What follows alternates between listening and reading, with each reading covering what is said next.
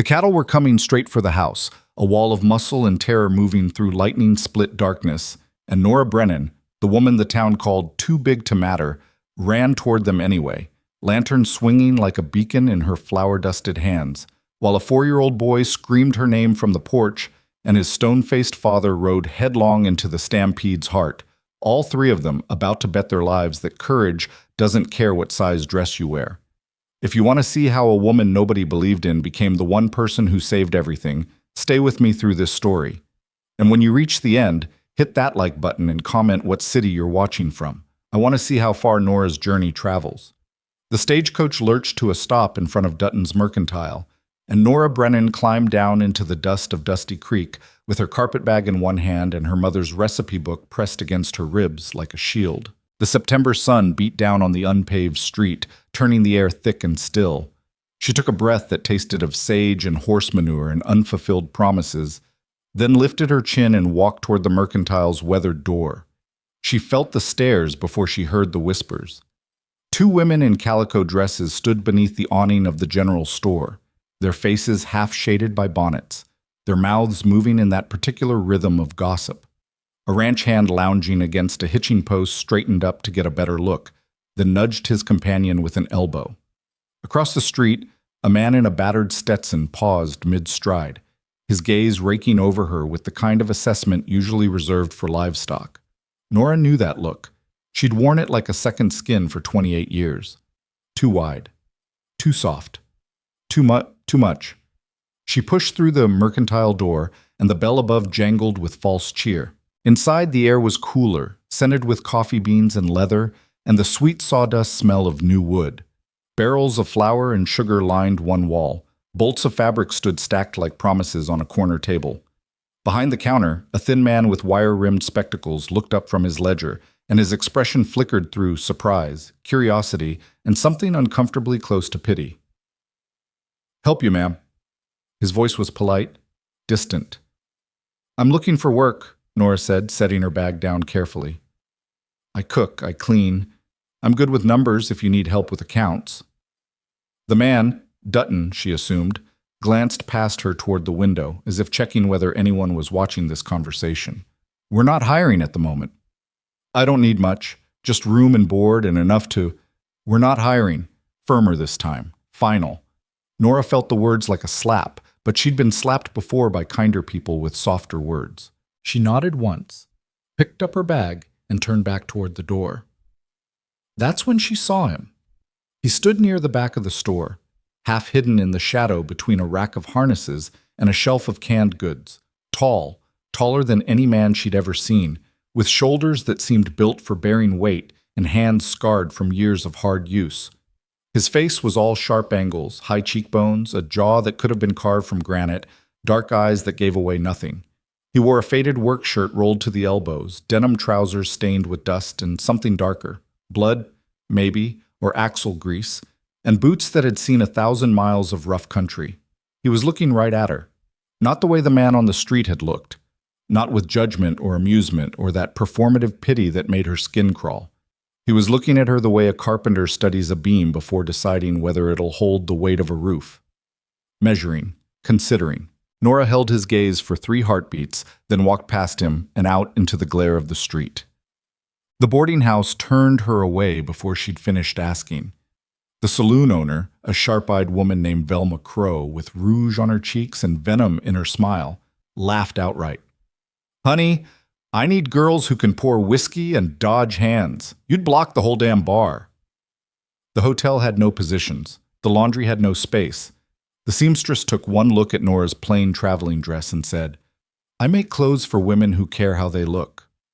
By late afternoon, Nora was sitting on a bench outside the telegraph office with her carpetbag at her feet and her mother's recipe book open in her lap.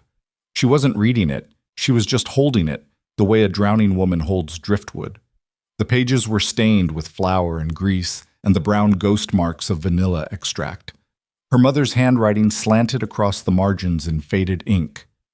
Add more butter. Need salt. Let it rest overnight. Instructions that had nothing to do with recipes and everything to do with how to survive in a world that didn't think you deserved space. Nora traced her finger over a note beside the biscuit recipe. Make them so good they forget to be cruel. She closed the book and looked up at the sky.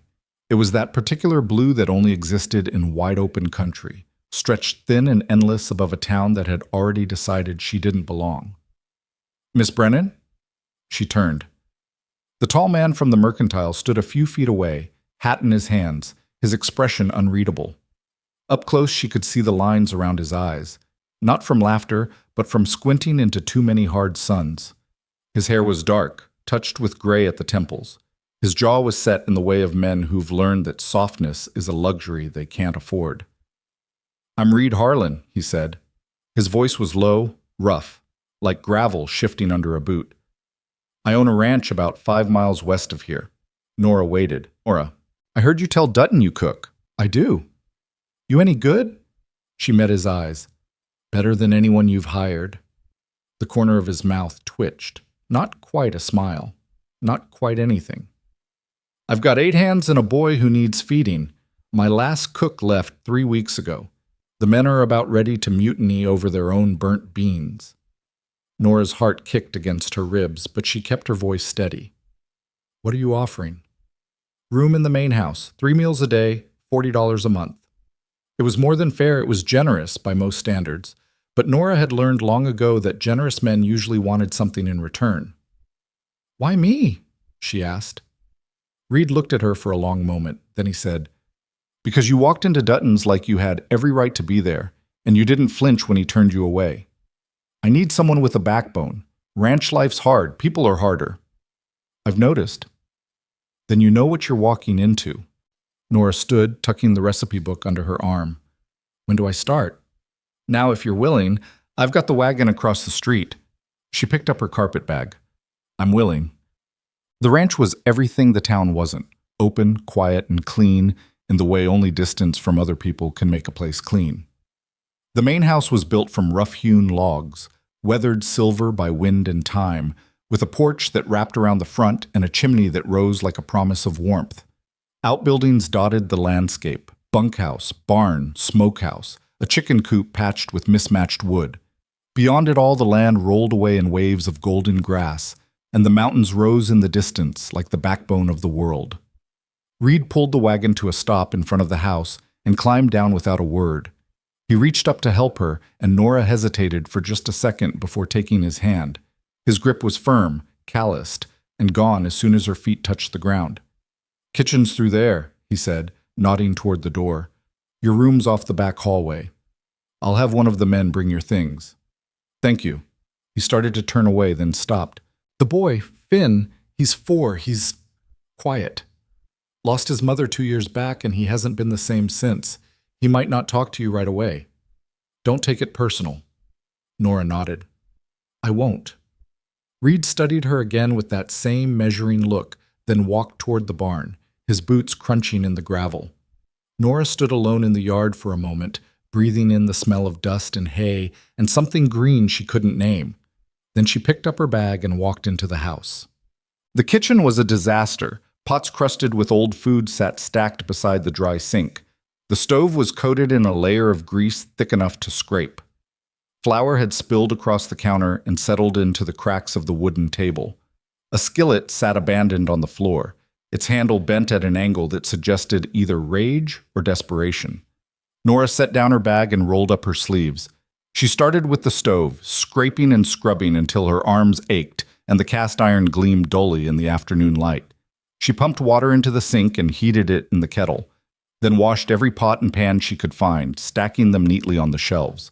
She swept the floor, wiped down the table, and organized the pantry, sorting beans from flour, cornmeal from sugar, dried herbs from God knew what. By the time the sun started sinking toward the mountains, the kitchen smelled like lye soap and wood smoke, and Nora's back was screaming. But the space was clean, functional, ready. She opened the icebox and found a slab of salted pork, 6 eggs, a crock of butter, and some tired-looking potatoes. Not much, but enough. She built up the fire in the stove, sliced the pork thin, and set it sizzling in the skillet. While it cooked, she peeled and diced the potatoes, then fried them in the pork fat until they were golden and crisp. She cracked the eggs into the pan, letting the edges get lacy and brown, and set a pot of coffee on to boil. The door creaked open behind her. Nora turned. A little boy stood in the doorway, one hand clutching the frame, the other holding a carved wooden horse. He had Reed's dark hair and sharp cheekbones, but his eyes were lighter, hazel maybe, or green in a certain light. He wore trousers that were too big and a shirt that was too small, and he looked at Nora the way a wild animal looks at a stranger, wary, ready to bolt. "Hi," Nora said softly. "You must be Finn." The boy didn't answer. He just stood there, gripping his horse, his gaze flicking from Nora to the stove and back again. "I'm making supper," Nora continued, keeping her voice easy. "You hungry?" Finn's eyes lingered on the skillet, where the pork was crackling and the eggs were starting to set. He nodded once. Barely. "Good," Nora said. "I'll have it ready in a few minutes. You want to sit?" Finn didn't sit, but he didn't leave either. He stayed in the doorway, holding his horse, watching her with those careful, quiet eyes. Nora turned back to the stove and flipped the eggs. She could feel his gaze on her back, sharp as a pin. She didn't try to make conversation. She just cooked, moving through the kitchen with the kind of steady rhythm that came from years of practice, and when the food was ready, she plated it and set it on the table. "It's ready when you are," she said. Finn looked at the plate, then at her. Then, slowly, he walked to the table and climbed into a chair, his horse still clutched in one small fist. Nora poured herself a cup of coffee and sat across from him, giving him space. The boy ate in silence, methodical and focused, and when he was finished, he slid off the chair and carried his plate to the sink without being asked. "Thank you," Nora said. Finn looked at her for a long moment. Then he turned and walked out of the kitchen, his footsteps soft on the wooden floor. The ranch hands came in just after sunset, tracking dust and exhaustion. They were a rough crew, men with wind-burned faces and hands like leather, smelling of sweat and horses and the particular weariness that comes from a full day's work. They clomped into the kitchen, loud and easy with each other, then went silent when they saw Nora standing at the stove.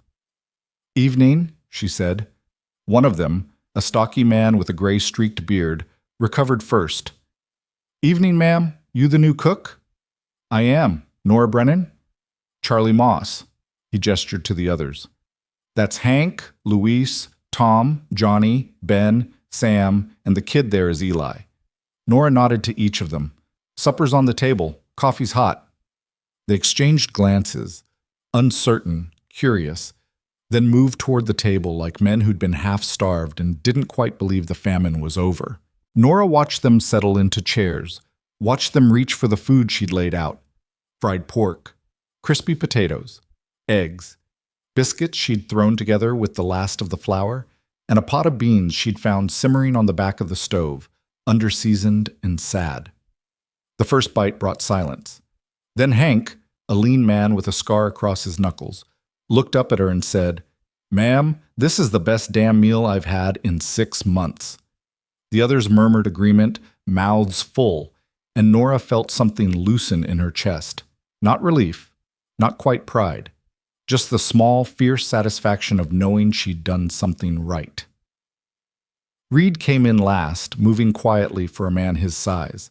He hung his hat on the peg by the door, washed his hands in the basin, and took the seat at the head of the table.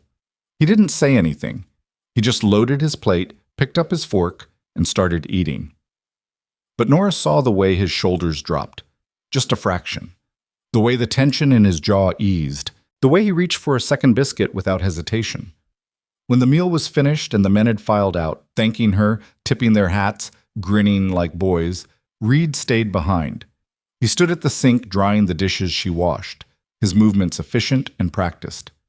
"You didn't have to clean up," Nora said. "You didn't have to make biscuits." She smiled despite herself. "Fair point." They worked in silence for a while, the only sounds the clink of plates and the splash of water.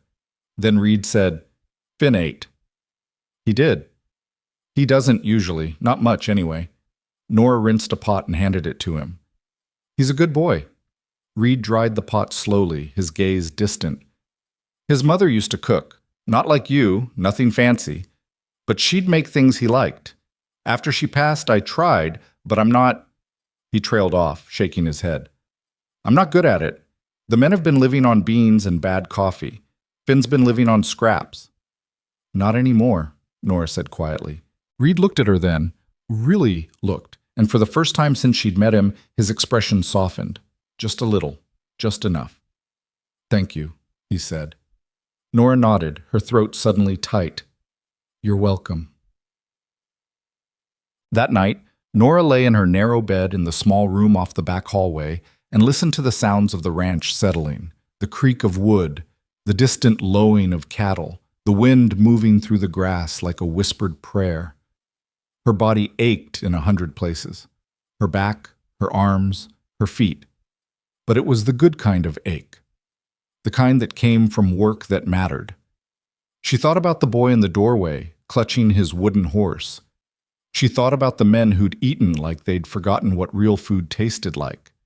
She thought about Reed standing at the sink with a dish towel in his scarred hands, his voice rough and low. Thank you. And for the first time in longer than she could remember, Nora Brennan fell asleep believing she might actually belong somewhere. The days that followed settled into a rhythm. Nora woke before dawn, built up the fire in the stove, and started breakfast. The men came in hungry and left satisfied. Finn appeared in the kitchen doorway most mornings, silent and watchful, and Nora learned to set a plate for him without asking, learned to leave space for him to come and go as he needed. Reed worked from sunup to sundown, riding out to check fences and move cattle and do the 1,000 hard things that kept a ranch running.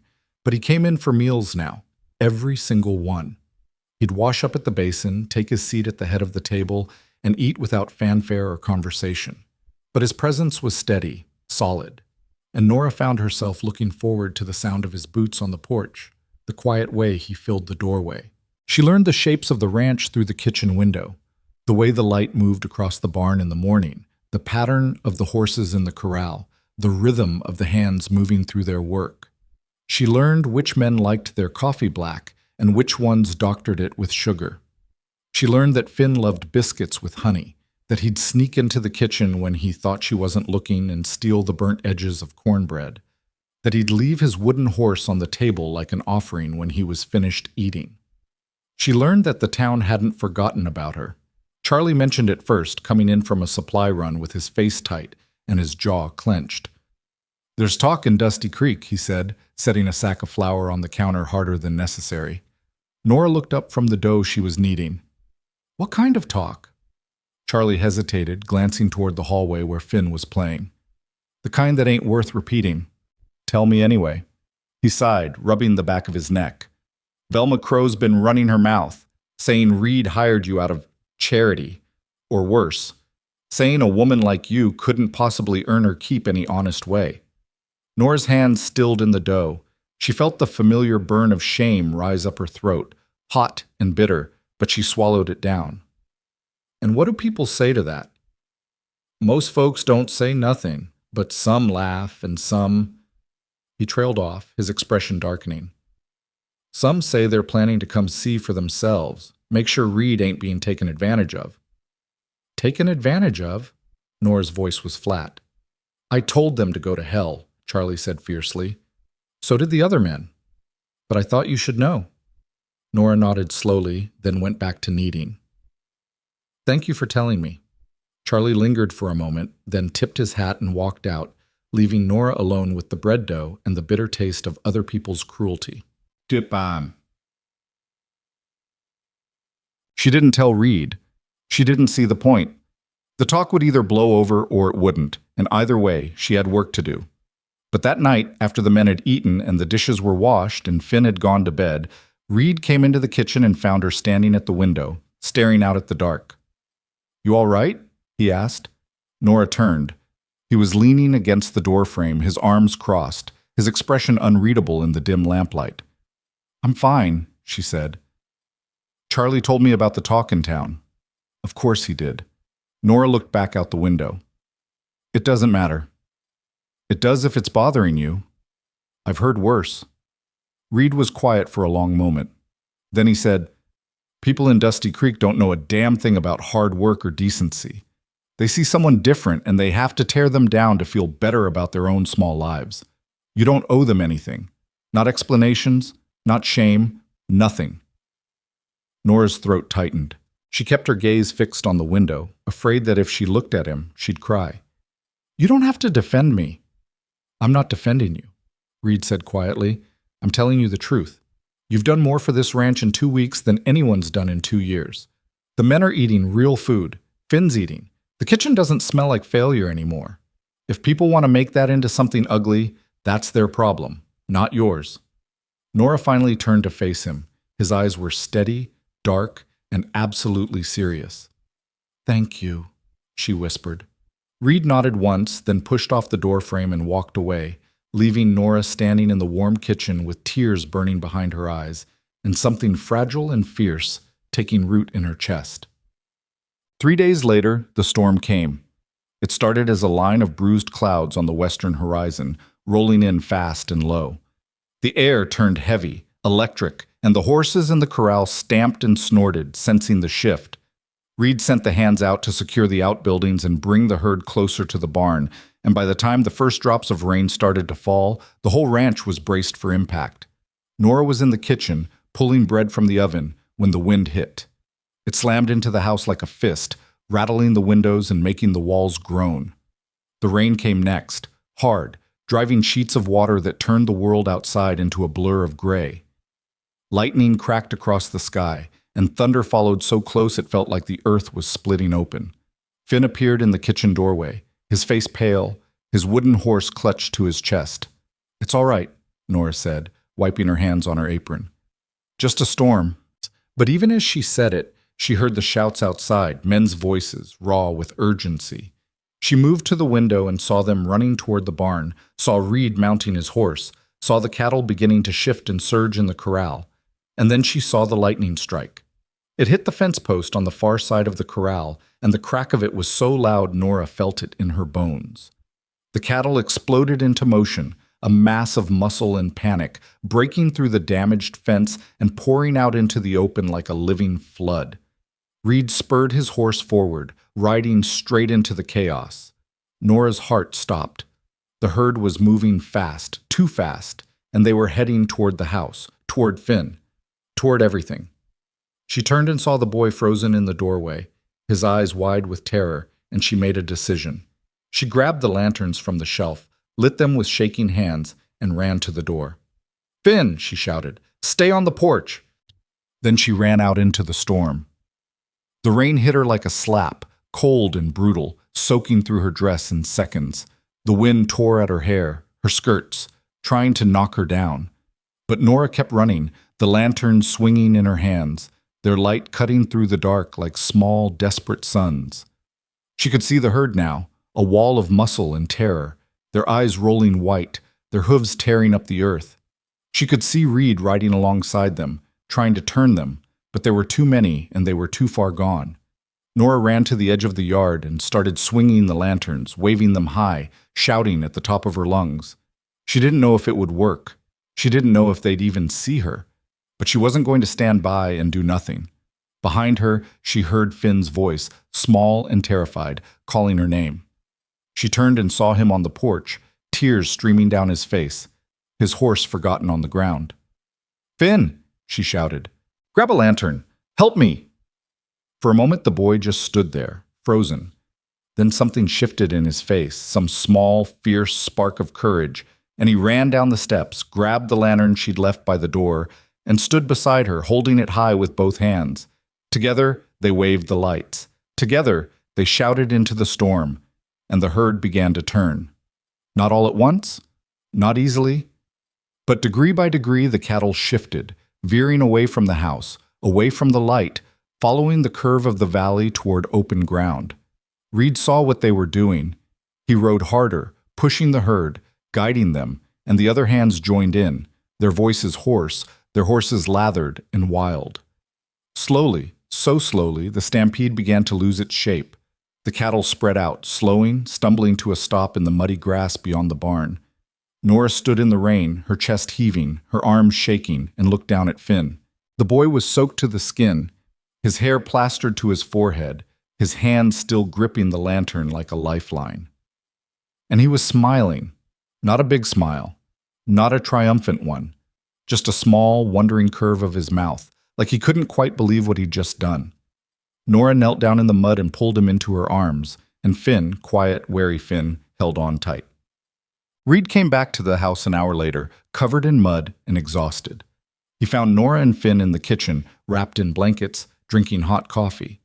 The boy was sitting close to her, his head leaning against her arm, his eyes half closed. Reed stopped in the doorway, taking in the scene. Then he looked at Nora, and his expression was something she couldn't name. "You saved them," he said quietly. Nora shook her head. "We all did." Reed's gaze shifted to Finn, and something in his face cracked open. "You were brave," he told his son. "So damn brave." Finn looked up at his father, his eyes bright, and nodded. Reed crossed the room and knelt down in front of the boy, pulling him into a fierce, wordless embrace. And Nora looked away, giving them the moment, her heart too full to speak. When Reed finally stood, he looked at Nora again. "I don't know how to thank you." "You don't have to," she said, but Reed shook his head. "Yes, I do. Because you didn't just save the herd. You saved him." He glanced at Finn, who was starting to doze against Nora's side. "You saved all of us." Nora's throat tightened, and she had to look down at her coffee to keep from crying. Outside, the storm was starting to ease. The thunder rumbled away toward the mountains, and the rain softened to a steady patter. And inside the warm kitchen, 3 people who'd been strangers just weeks ago sat together in the lamplight, bound by courage and mud and the quiet, unshakable knowledge that they'd faced the worst and come through whole. The morning after the storm dawned clear and cold, the kind of crystalline autumn day that made the mountains look close enough to touch. Nora woke to the sound of hammers and men's voices. The hands were already out repairing the damaged fence, their breath forming white clouds in the early air. She dressed quickly, her muscles stiff and aching from the night before, and made her way to the kitchen.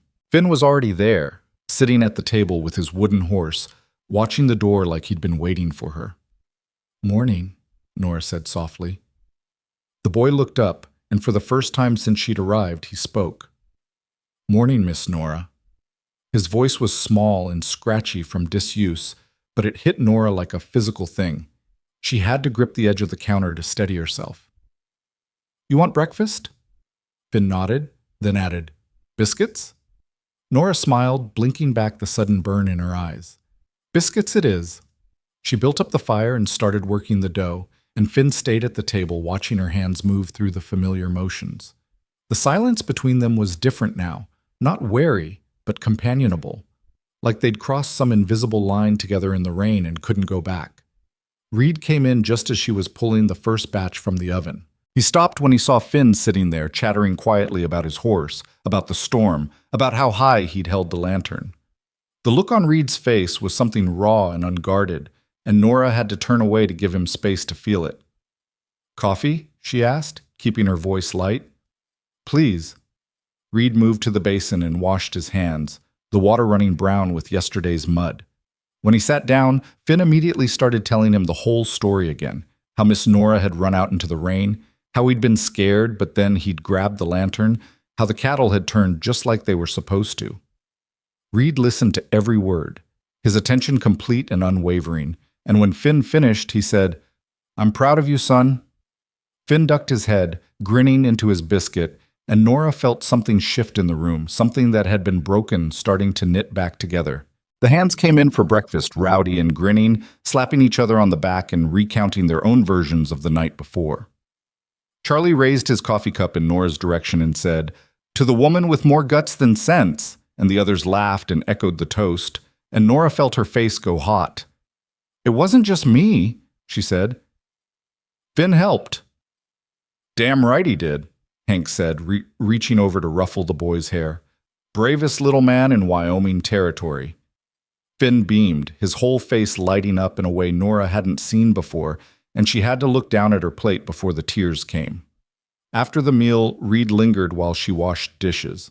He dried in silence for a while, then said, "Town's going to hear about last night." Nora's hand stilled in the soapy water. "I figured. Velma Crow's been saying she's going to ride out here with some of her people. See for herself what kind of setup I'm running." "When?" "Could be today. Could be next week. She's the type who likes to make an entrance. Reed set down the plate he'd been drying and turned to face her. I want you to know, whatever she says, whatever anyone says, you're not going anywhere. Not unless you want to. Nora met his eyes. They were dark and serious, and there was something in them she didn't dare name.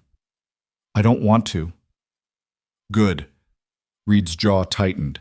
Because this ranch needs you, Finn needs you, and I— He stopped, the words catching in his throat.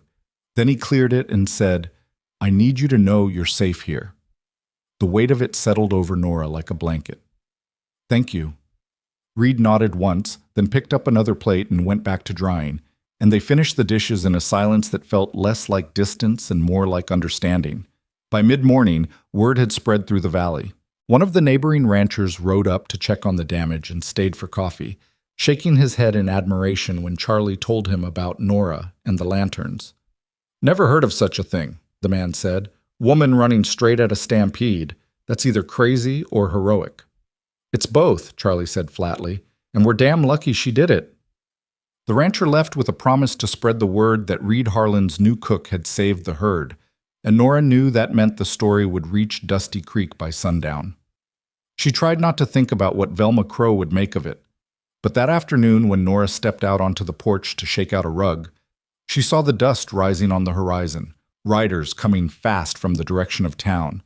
Her stomach dropped. Reed, she called, keeping her voice steady. He was in the barn, and he came out immediately, wiping his hands on his trousers. He followed her gaze to the approaching riders, and his expression went hard. Go inside. Stay with Finn. I'm not hiding. Reed turned to her, and his voice was quiet but absolute. I'm not asking you to hide. I'm asking you to let me handle this. Nora looked at him for a long moment, then nodded and went back into the house. She found Finn in the front room, playing with his horse on the floor, and she sat down beside him, trying to keep her breathing even. Through the window, she watched the riders approach. There were 6 of them, led by a woman in a crimson dress that was far too fine for a ranch visit. Velma Crow sat her horse like she owned the world, her dark hair pinned up beneath a feathered hat, her smile sharp as a knife. Reed walked out to meet them, flanked by Charlie and Hank.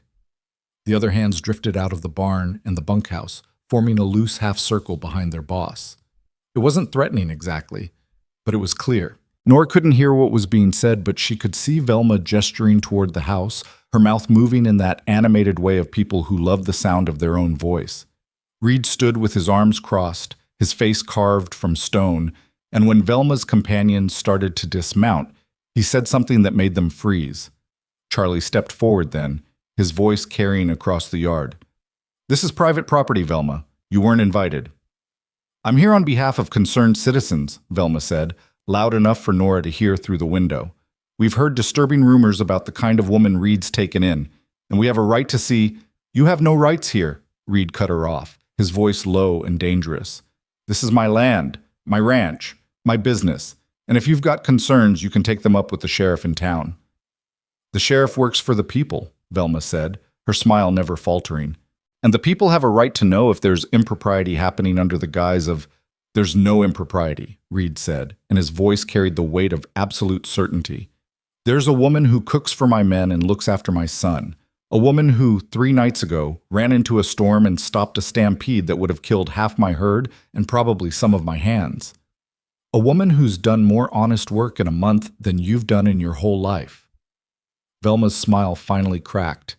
Reed, darling, you don't have to defend her to me. I'm simply concerned about your reputation. A man in your position, taking in a woman of her size and keeping her in the main house, people are bound to talk.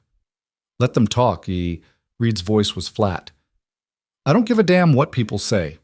Miss Brennan earned her place here, and she's staying. One of the men with Velma, a heavy-set rancher Nora vaguely recognized from town, shifted in his saddle. Reed, we just want to make sure you're not being taken advantage of. Woman like that, she might be looking for— Careful, Charlie said, his hand dropping to the knife at his belt. Real careful how you finish that sentence. The man's mouth snapped shut. Velma tried one more time, her voice dripping with false sweetness. Reed, I'm only trying to help. If this woman is as valuable as you say, surely you wouldn't mind if we met her, just to ease everyone's concerns. No, Reed said. Excuse me? I said no. You're not meeting her. You're not coming into my house. You're turning around and riding back to town, and if I hear one more word of gossip about my cook, I'll make sure everyone knows where it's coming from. Velma's face flushed, her composure finally slipping. You're making a mistake, Reed Harlan. The only mistake I made was not running you off my property the second you showed up. Reed took a step forward, and his sheer size made Velma's horse sidestep nervously. Now get off my land! For a long, tense moment, no one moved. Then Velma jerked her reins and wheeled her horse around, snapping at her companions to follow. They rode out in a cloud of dust and wounded pride, and Nora watched them go with her heart pounding in her throat.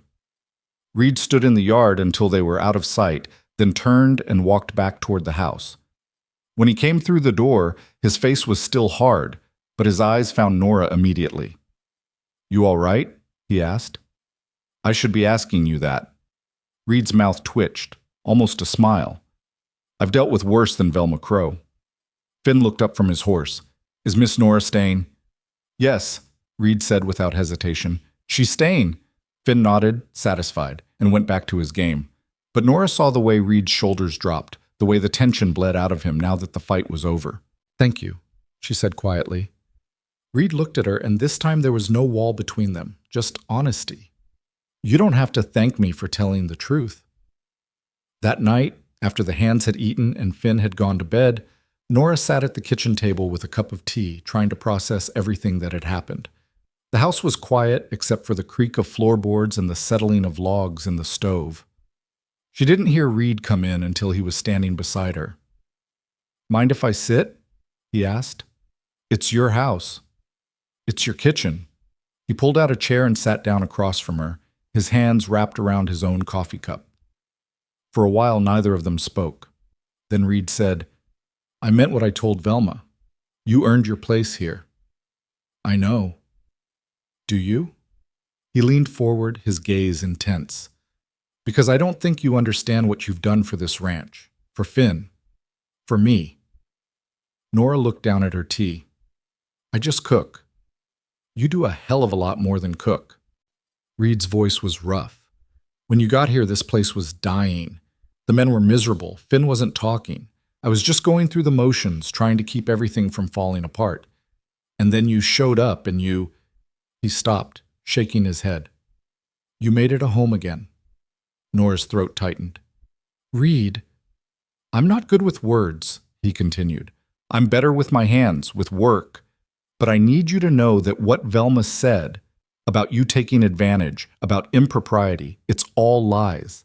You've given this place more than you've taken, and if anyone tries to make you feel otherwise, they'll answer to me. Nora looked up at him, and the raw sincerity in his face nearly undid her. Why are you doing this? Because it's right. Reed held her gaze. And because you deserve to know that someone sees you, really sees you, not the version the town wants to believe. The real you. The words hung in the air between them, heavy and true, and Nora felt something crack open in her chest, something she'd kept locked away for so long she'd almost forgotten it was there. I see you too, she whispered.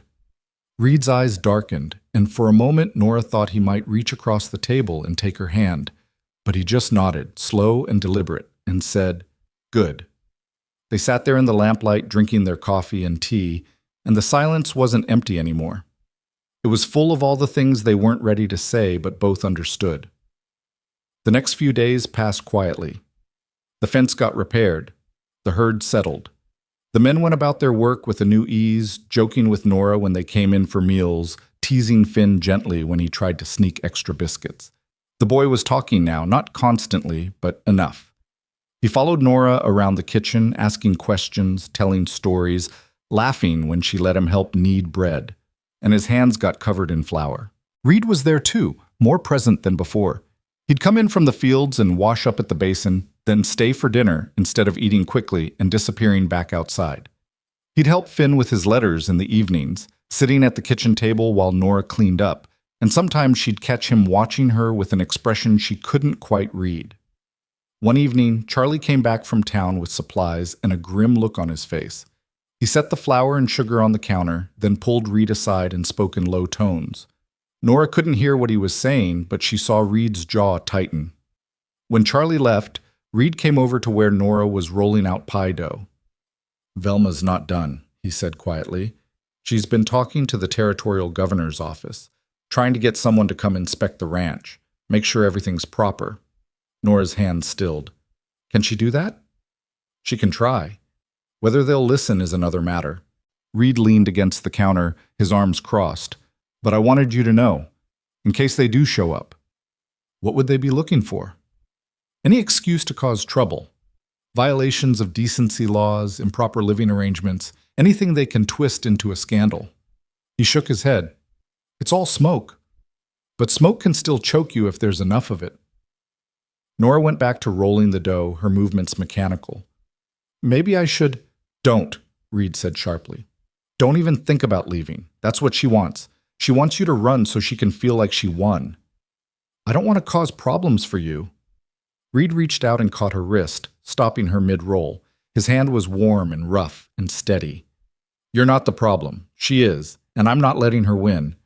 Nora looked up at him, and the determination in his face was fierce enough to make her believe him. "Okay. Okay." But Reed let go of her wrist slowly, his fingers trailing across her skin before he stepped back. "We'll face it together, whatever comes." That night, Nora lay awake thinking about those words. Together. It was such a simple thing, but she hadn't had it in so long she'd forgotten what it felt like. To have someone stand beside you instead of behind you. To have someone see your worth and defend it without being asked. She thought about Reed's hand on her wrist, the way he'd looked at her across the table, the way Finn had started calling her Miss Nora, like she was someone who mattered, the way the ranch hands tipped their hats and thanked her for meals and asked her opinion on things that had nothing to do with cooking. For the first time in her life, Nora Brennan felt like she was exactly where she was supposed to be. The following week, a man in a suit arrived from the territorial office. He was thin and officious, with wire-rimmed glasses and a clipboard, and he introduced himself as Inspector Morris. Reed met him in the yard, polite but cold, and showed him around the ranch with Charlie as a witness. Nora watched from the kitchen window as they walked through the bunkhouse, the barn, the outbuildings. The inspector took notes, asked questions, poked into corners like he was hoping to find something rotten. When they finally came to the main house, Nora straightened her apron and met them at the door. "This is Miss Nora Brennan," Reed said. "My cook." Inspector Morris looked her up and down with the kind of clinical assessment that made Nora's skin crawl. "Miss Brennan, I understand you live on the premises." "I have a room off the kitchen," Nora said evenly. "Mr. Harlan was kind enough to provide it as part of my employment." "And your duties include cooking and cleaning?" "Yes." "Nothing else?" Nora met his eyes without flinching. "Nothing else. Wait." The inspector made a note on his clipboard. "I'll need to see your quarters." Reed's face went hard. "Why?" "To ensure they meet standards of propriety and safety, Mr. Harlan. I'm sure you understand." "I understand you're wasting everyone's time," Reed said flatly. "But fine. Follow me." He led the inspector through the house to Nora's small room, barely big enough for a bed, a washstand, and a trunk. It was clean and spare and utterly respectable. The inspector looked around, made more notes, then turned to Reed. "And the boy? Where does he sleep?" "Upstairs, in his own room." "I'll need to see that as well." Reed's hands clenched into fists, but he nodded and led the inspector upstairs. Nora stayed in the kitchen, her heart pounding, while Charlie leaned against the doorframe and muttered curses under his breath. When they came back down, the inspector spent another 20 minutes asking questions about wages, working conditions, and the ranch's compliance with various territorial regulations. Reed answered each one with brittle patience, and finally the inspector snapped his clipboard shut.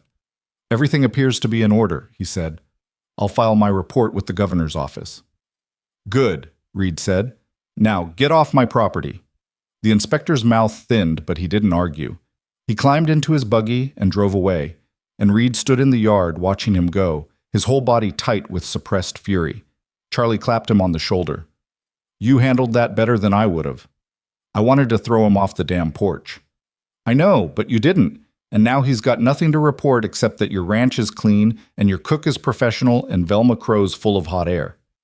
Reed's shoulders dropped slightly. Yeah. Nora came out onto the porch, and Reed turned to her immediately. I'm sorry you had to go through that. It's not your fault. It is. I brought you here. I put you in the line of fire. You gave me a job when no one else would, Nora said firmly. You stood up for me when people tried to tear me down. Don't apologize for that. Reed looked at her for a long moment, then nodded. All right. That evening, the men were quieter than usual at dinner. They ate with their heads down, their usual banter muted, and Nora could feel the weight of the day pressing on all of them. When the meal was finished and the dishes were cleared, Reed asked the hands to stay. I know today was hard, he said, standing at the head of the table. And I know there's been talk in town that's made things uncomfortable, but I want to make something clear. Miss Brennan is part of this ranch now. She's earned her place here, and anyone who has a problem with that can take it up with me. Understood. The men nodded, murmuring agreement, and Hank spoke up. Boss, we got no problem with Miss Nora. None of us do. She's the best thing that's happened to this place in years. Damn right, Johnny added. Anyone says otherwise, they can answer to all of us. Reed's expression softened just slightly. Appreciated. Charlie raised his coffee cup. To Miss Nora, the bravest woman in Wyoming territory.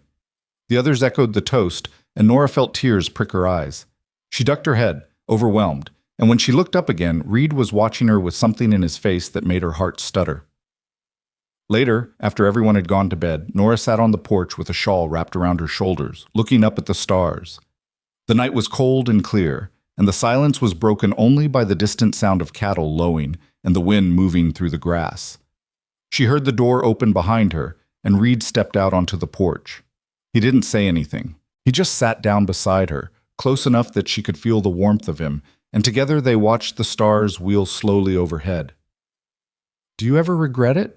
Nora asked quietly. Hiring me? No. Reed's answer was immediate and absolute. Not once. Even with all the trouble? Especially with all the trouble. He turned to look at her, and his eyes were steady and dark. You think I care what Velma Crow says, or some inspector from the territorial office? They don't know anything about what matters, but I do. And what matters is that Finn's talking again. The men are happy. The ranch feels alive, and He stopped, his jaw working. I don't feel like I'm just surviving anymore. Nora's breath caught. Reed, I'm not good at this, he said, his voice rough. Saying what I mean, but I need you to know that you've changed things here. Changed me. And whatever comes next, whatever Velma or the town or anyone else throws at us, we'll face it together, if you're willing.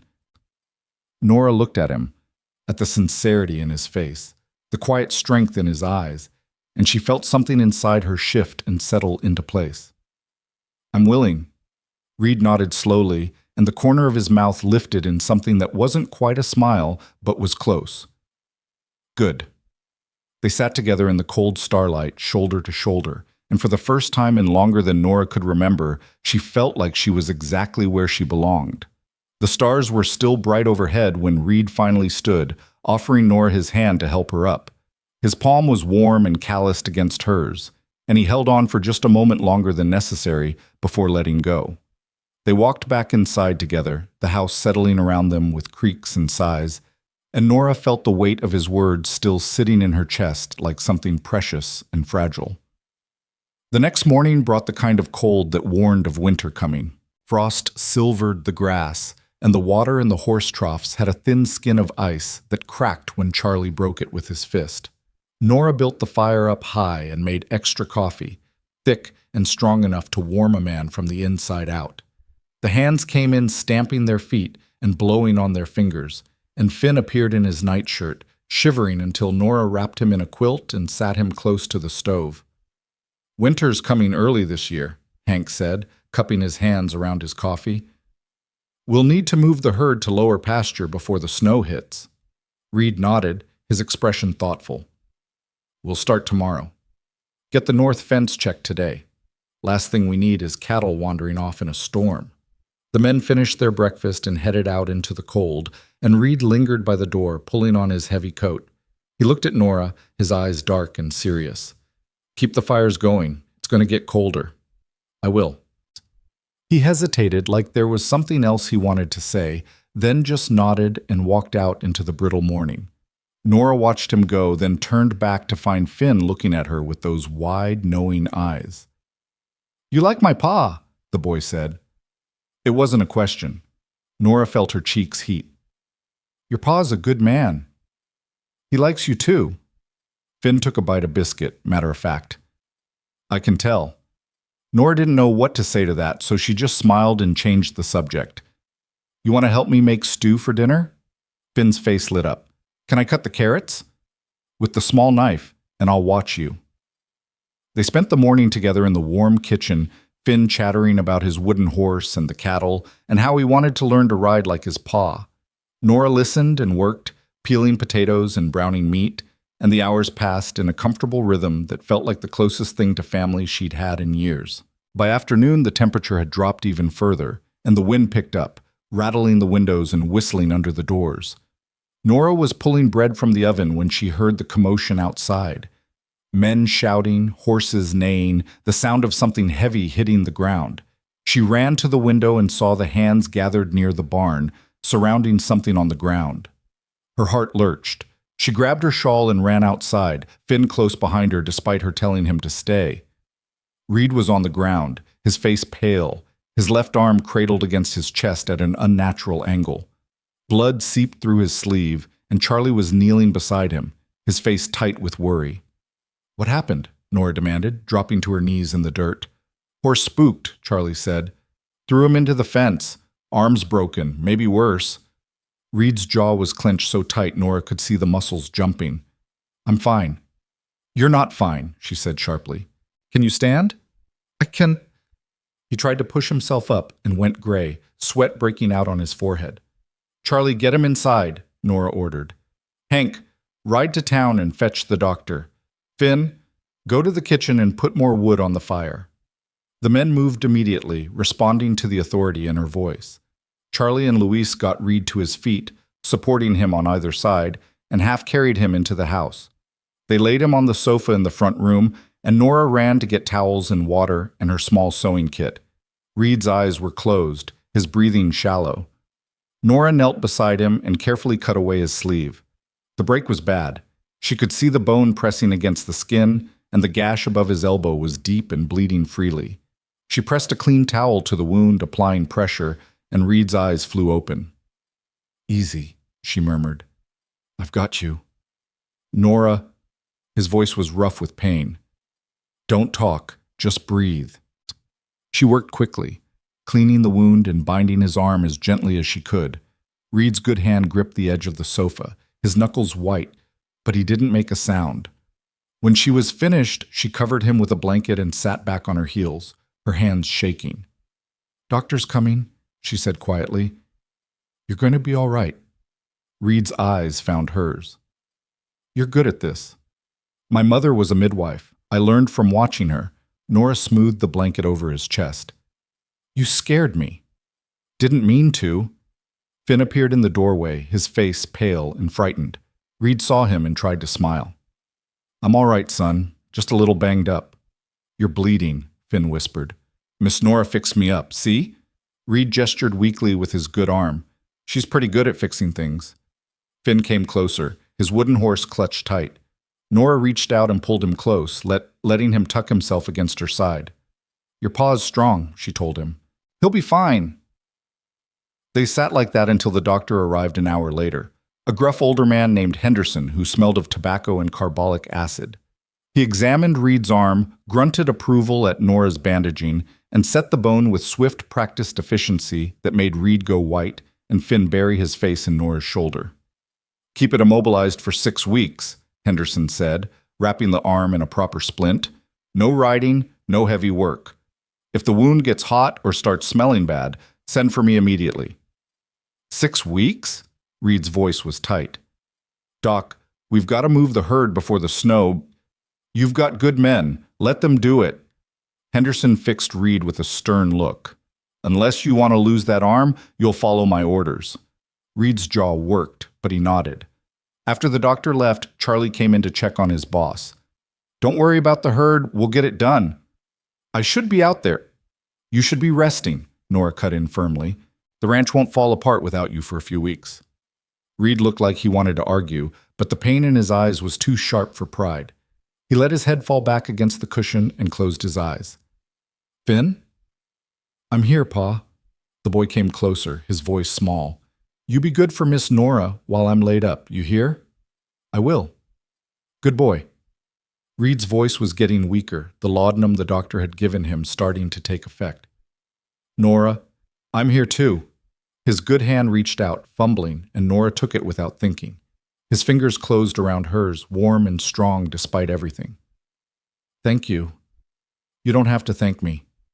Yes, I do. His eyes opened, hazy but focused on her face. Don't know what I'd do without you. Nora's throat tightened.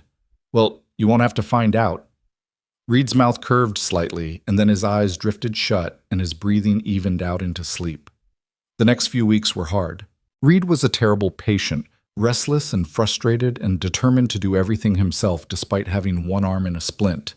Nora had to stop him from trying to chop wood, from attempting to saddle his horse, from going out in the cold to check fences. They argued about it constantly, their voices sharp in the kitchen, while Finn watched with wide eyes. I'm not an invalid, Reed snapped on the third day, trying to button his shirt one-handed. You're injured, Nora shot back. There's a difference. I can still work with one arm in this cold. You'll tear the wound open, and then where will you be? She crossed her arms, glaring at him. The men are handling things fine. Let them. Reed's face was stubborn. This is my ranch, and these are my orders. Sit down and drink your coffee before it gets cold. They stared at each other, the tension crackling between them, and then Reed's mouth twitched. You're bossy. Someone has to be. Nora picked up his shirt and helped him into it, her fingers deft with the buttons. Now sit. He sat, still scowling, but there was something in his eyes that looked almost like amusement. The truth was, the ranch was running smoothly. Charlie and the other hands had stepped up, working long hours to move the herd and repair equipment and prepare for winter. They came in for meals exhausted but satisfied, and Nora made sure there was always hot food and strong coffee waiting. Finn helped where he could, carrying wood and fetching tools, proud to be useful. And Reed, despite his frustration, was forced to rest. He sat at the kitchen table in the evenings, teaching Finn his letters and numbers while Nora cooked. Sometimes he read aloud from the newspaper Charlie brought back from town, his voice filling the warm kitchen with stories of the outside world. Sometimes he just sat quietly, watching Nora move through her work, and she could feel the weight of his gaze like a physical touch. One evening, after Finn had gone to bed, Reed said, I've been thinking. Nora looked up from the dough she was kneading. About what? About what happens when I'm healed. You go back to running the ranch, and you keep cooking. He paused. That's the arrangement. Yes. Nora's hands stilled. Why? Reed was quiet for a long moment, his fingers drumming on the table. Because I don't want that to be all it is anymore. Nora's heart kicked against her ribs. What do you mean? I mean... He stopped, frustration crossing his face. I'm not good at this. Saying what I feel. But these past few weeks, being stuck in the house, watching you take care of everything, take care of me, it's made me realize something. What? Nora's voice was barely a whisper. Reed met her eyes. That I don't want to imagine this place without you in it. Not just as the cook, as... He struggled for the words. As part of it. Part of us. Me and Finn. The dough forgotten, Nora gripped the edge of the table. Reed, I know I'm not much of a prospect, he continued, the words coming faster now. I'm a widower with a son and a ranch that barely turns a profit. I'm hard-headed and I work too much and I'm not the kind of man who says pretty things, but I'm honest. And I'm telling you honestly that I care about you. More than I thought I'd ever care about anyone again. Nora couldn't breathe. The kitchen felt too small, the air too thin. I don't know what to say. You don't have to say anything right now, Reed's voice gentled. I just needed you to know, so you're not wondering. So you understand that when I look at you, I'm not seeing the cook or the help. I'm seeing a woman who's brave and kind and strong enough to run toward a stampede. A woman who makes my son laugh. A woman who makes this house feel like a home. Tears burned in Nora's eyes. The town... I don't care about the town. They'll make it harder for you. For Finn. They'll try, Reed said, but they won't succeed, not if we stand together. Nora looked at him, really looked, and saw the truth written plain in his face. This wasn't charity, it wasn't pity, it was something real and solid and terrifying in its honesty. I care about you too, she whispered. I have for a while now. Reed's expression softened and he stood slowly, careful of his arm. He crossed to where she stood and reached out with his good hand, brushing a strand of hair back from her face. His touch was gentle, tentative, like he was afraid she might disappear. Then we'll figure it out, he said quietly. Together. Nora leaned into his touch, her eyes closing, and for the first time in her life she let herself believe that maybe, just maybe, she deserved this kind of happiness. The next morning, Velma Crow returned. Nora was in the kitchen when she heard the horses, and something cold slithered down her spine. She wiped her hands on her apron and went to the window, and her stomach dropped. Velma wasn't alone this time. She'd brought at least a dozen people, men and women both, all dressed like they were going to church, all wearing expressions of righteous determination. Reed was already on the porch, his face carved from stone. Charlie and the other hands were gathering behind him, and Nora could see the tension in every line of their bodies. She grabbed her shawl and went outside. Miss Brennan, Velma called, her voice sickeningly sweet. How lovely to see you. We've come for a visit. You're not welcome here, Reed said flatly. Oh, but we have every right to be concerned about the moral climate of our community. Velma's smile was sharp. And we've heard such disturbing reports about the living arrangements on this ranch. A single woman living under the same roof as a single man with a young, impressionable child in the house. Why, it's simply not proper. There's nothing improper happening here, Charlie said, his voice hard. And you know it. Do I? Velma's gaze swept over Nora with thinly veiled contempt. All I know is what I see. A woman of questionable character taking advantage of a grieving widower's kindness. Nora felt the words like a slap, but she kept her chin up. I work for Mr. Harlan. Nothing more. For now, one of the women in Velma's group said, but how long before you manipulate him into something more? How long before you've got your hooks in so deep he can't see straight? Reed took a step forward, and his voice was deadly quiet. That's enough. We're simply protecting one of our own, Velma said. Reed, you're a good man who's been through a terrible loss. We understand that. But this woman is clearly taking advantage of your vulnerable state. We're here to help you see reason. The only thing I see, Reed said, each word precise and cold, is a group of people who have nothing better to do than spread poison and call it concern. Miss Brennan has done more for this ranch and my family than any of you ever have. She's earned her place here, and I'll be damned if I let you run her off. Language, Reed, Velma chided. There are children present. She gestured vaguely toward the group. Then maybe they'll learn something about standing up to bullies. Reed's hand, his good one, moved to rest on the revolver at his hip. Not threatening exactly, just making a point. Now get off my land, all of you. We're not leaving until you see sense, one of the men said. Reed, think about your reputation. Think about Finn. What will people say?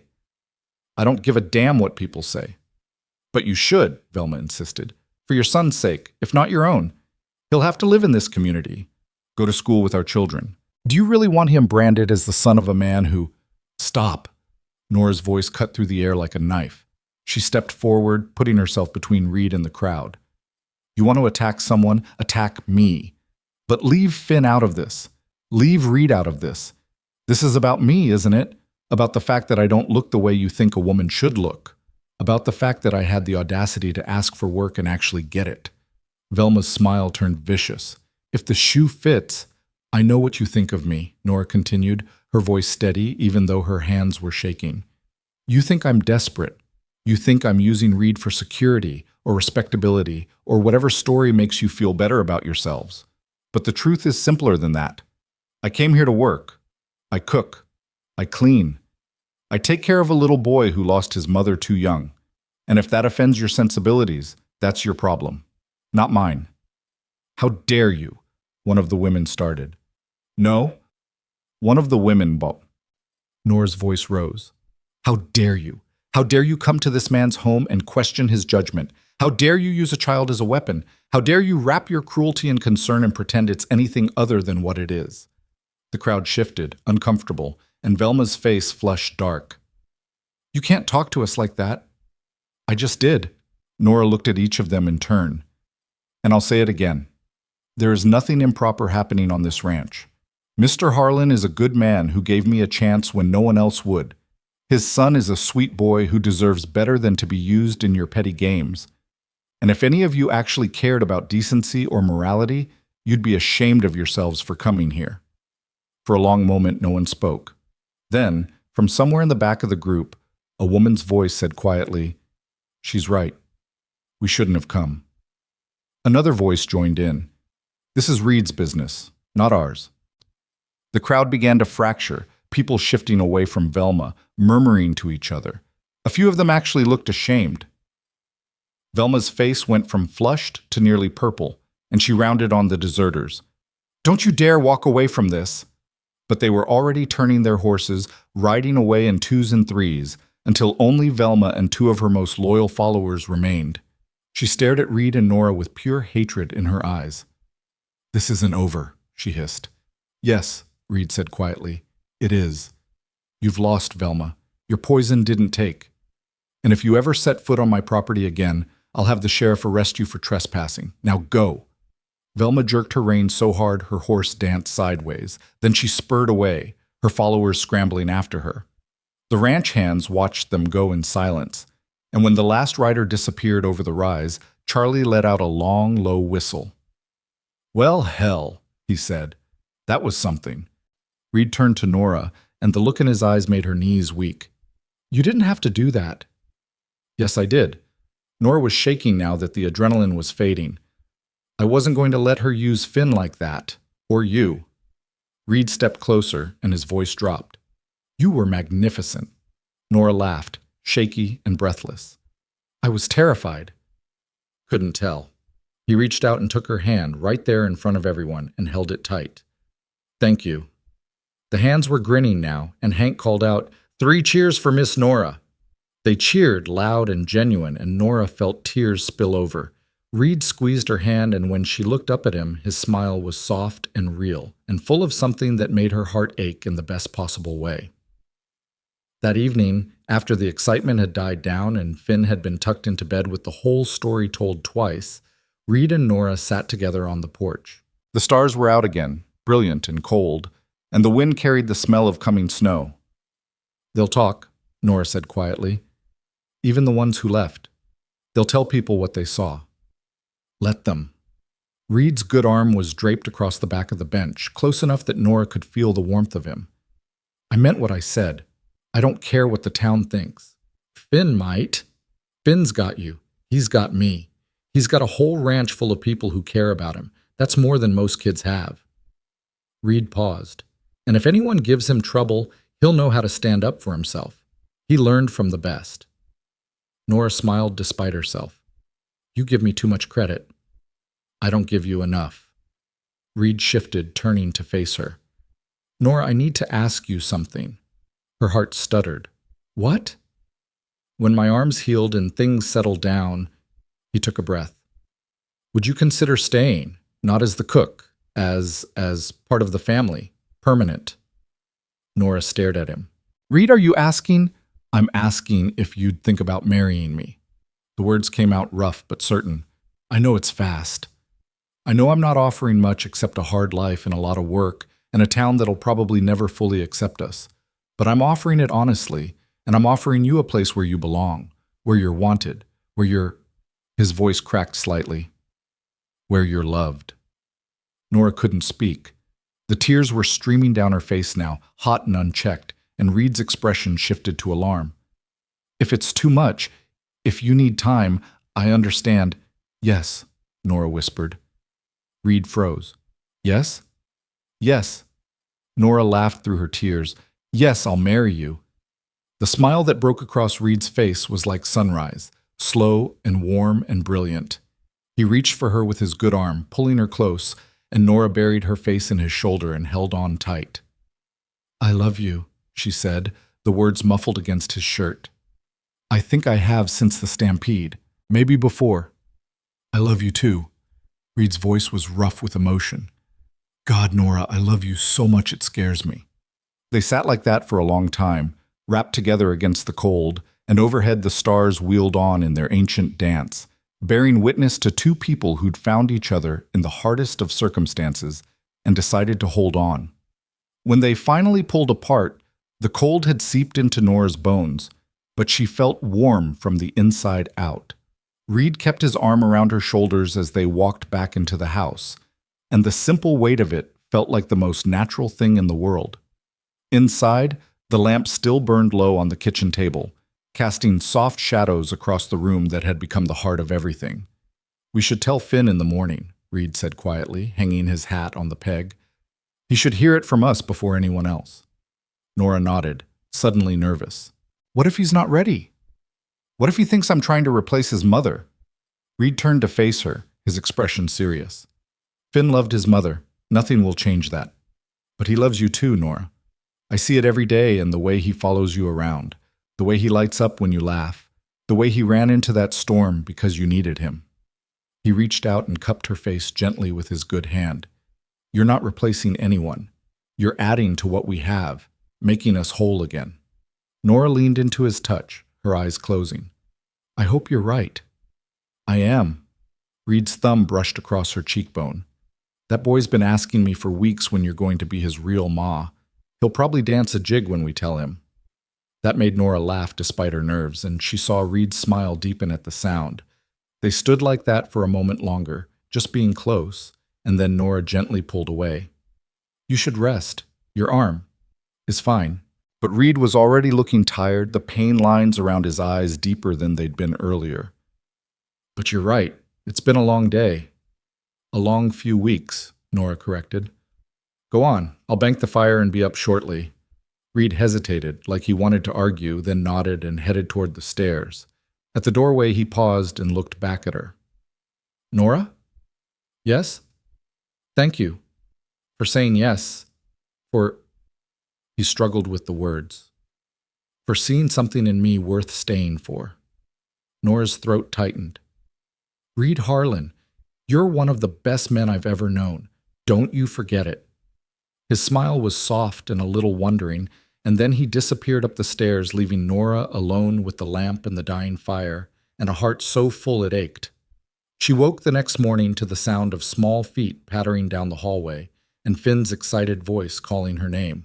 She threw on her robe and hurried to the kitchen to find the boy already dressed, his hair sticking up in every direction, his wooden horse clutched in one hand. Pa says we have to wait for you before he tells me the important thing, Finn announced, bouncing on his toes. But he's smiling funny, and I think it's good news. Nora bit back a smile. Is that so? Uh-huh. He never smiles like that, all soft and stuff. Finn made a face. It's weird. Reed appeared in the doorway, and sure enough, there was that soft smile on his face. Morning. Morning, Nora said, trying to keep her own expression neutral. I hear there's important news. There is. Reed moved to the table and sat down, gesturing for Finn to climb into the chair beside him. Nora took the seat across from them, her hands folded in her lap to hide their trembling. Reed looked at his son, his expression turning serious. Finn, you know Miss Nora's been here for a while now. Cooking for us, taking care of the house, helping out. Finn nodded, his eyes wide and intent. And you know I think she's pretty special. Don't you think so too? She's the best, Finn said immediately. She makes the best biscuits, and she's not scared of storms, and she tells good stories. Reed's smile widened. Well, I asked Miss Nora if she'd like to stay here forever. Not just as the cook, but as part of our family. And she said yes. Finn's mouth dropped open. Forever, forever. Forever, forever, Nora confirmed, her voice soft. If that's all right with you. For a moment, Finn just stared at them, his expression unreadable. Then his face broke into the biggest smile Nora had ever seen, and he launched himself out of his chair and into her arms so hard he nearly knocked her over. Yes, yes, yes, he shouted, squeezing her tight. Does this mean you'll be my ma? My real ma? Nora's eyes filled with tears. She looked at Reed over Finn's head, and he nodded, his own eyes suspiciously bright. "If you want me to be," she whispered, "I'd be honored." Finn pulled back just enough to look at her face, his own expression suddenly solemn. "I had a ma before. I still remember her." "I know you do, sweetheart, and that's good. You should remember her. But I want you to be my ma too. Is that okay?" His voice was small, uncertain. Nora pulled him close again, her heart breaking and healing all at once. "That's more than okay. That's perfect." Finn hugged her fiercely, and when he finally let go, he turned to Reed. "When's the wedding? Can I be in it? Can I wear my good shirt?" Reed laughed, the sound full and genuine. "We'll figure all that out, but yes, you'll definitely be in it. And can we have cake? Big cake? The biggest cake Miss Nora wants to make." Finn whooped and ran in a circle around the kitchen, his horse held high like a victory banner, and Nora and Reed watched him with matching expressions of wonder and love. The news spread through the ranch like wildfire.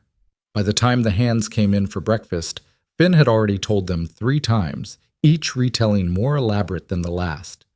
Charlie clapped Reed on the back so hard he winced, and the other men lined up to shake Nora's hand and offer their congratulations with grins that stretched ear to ear.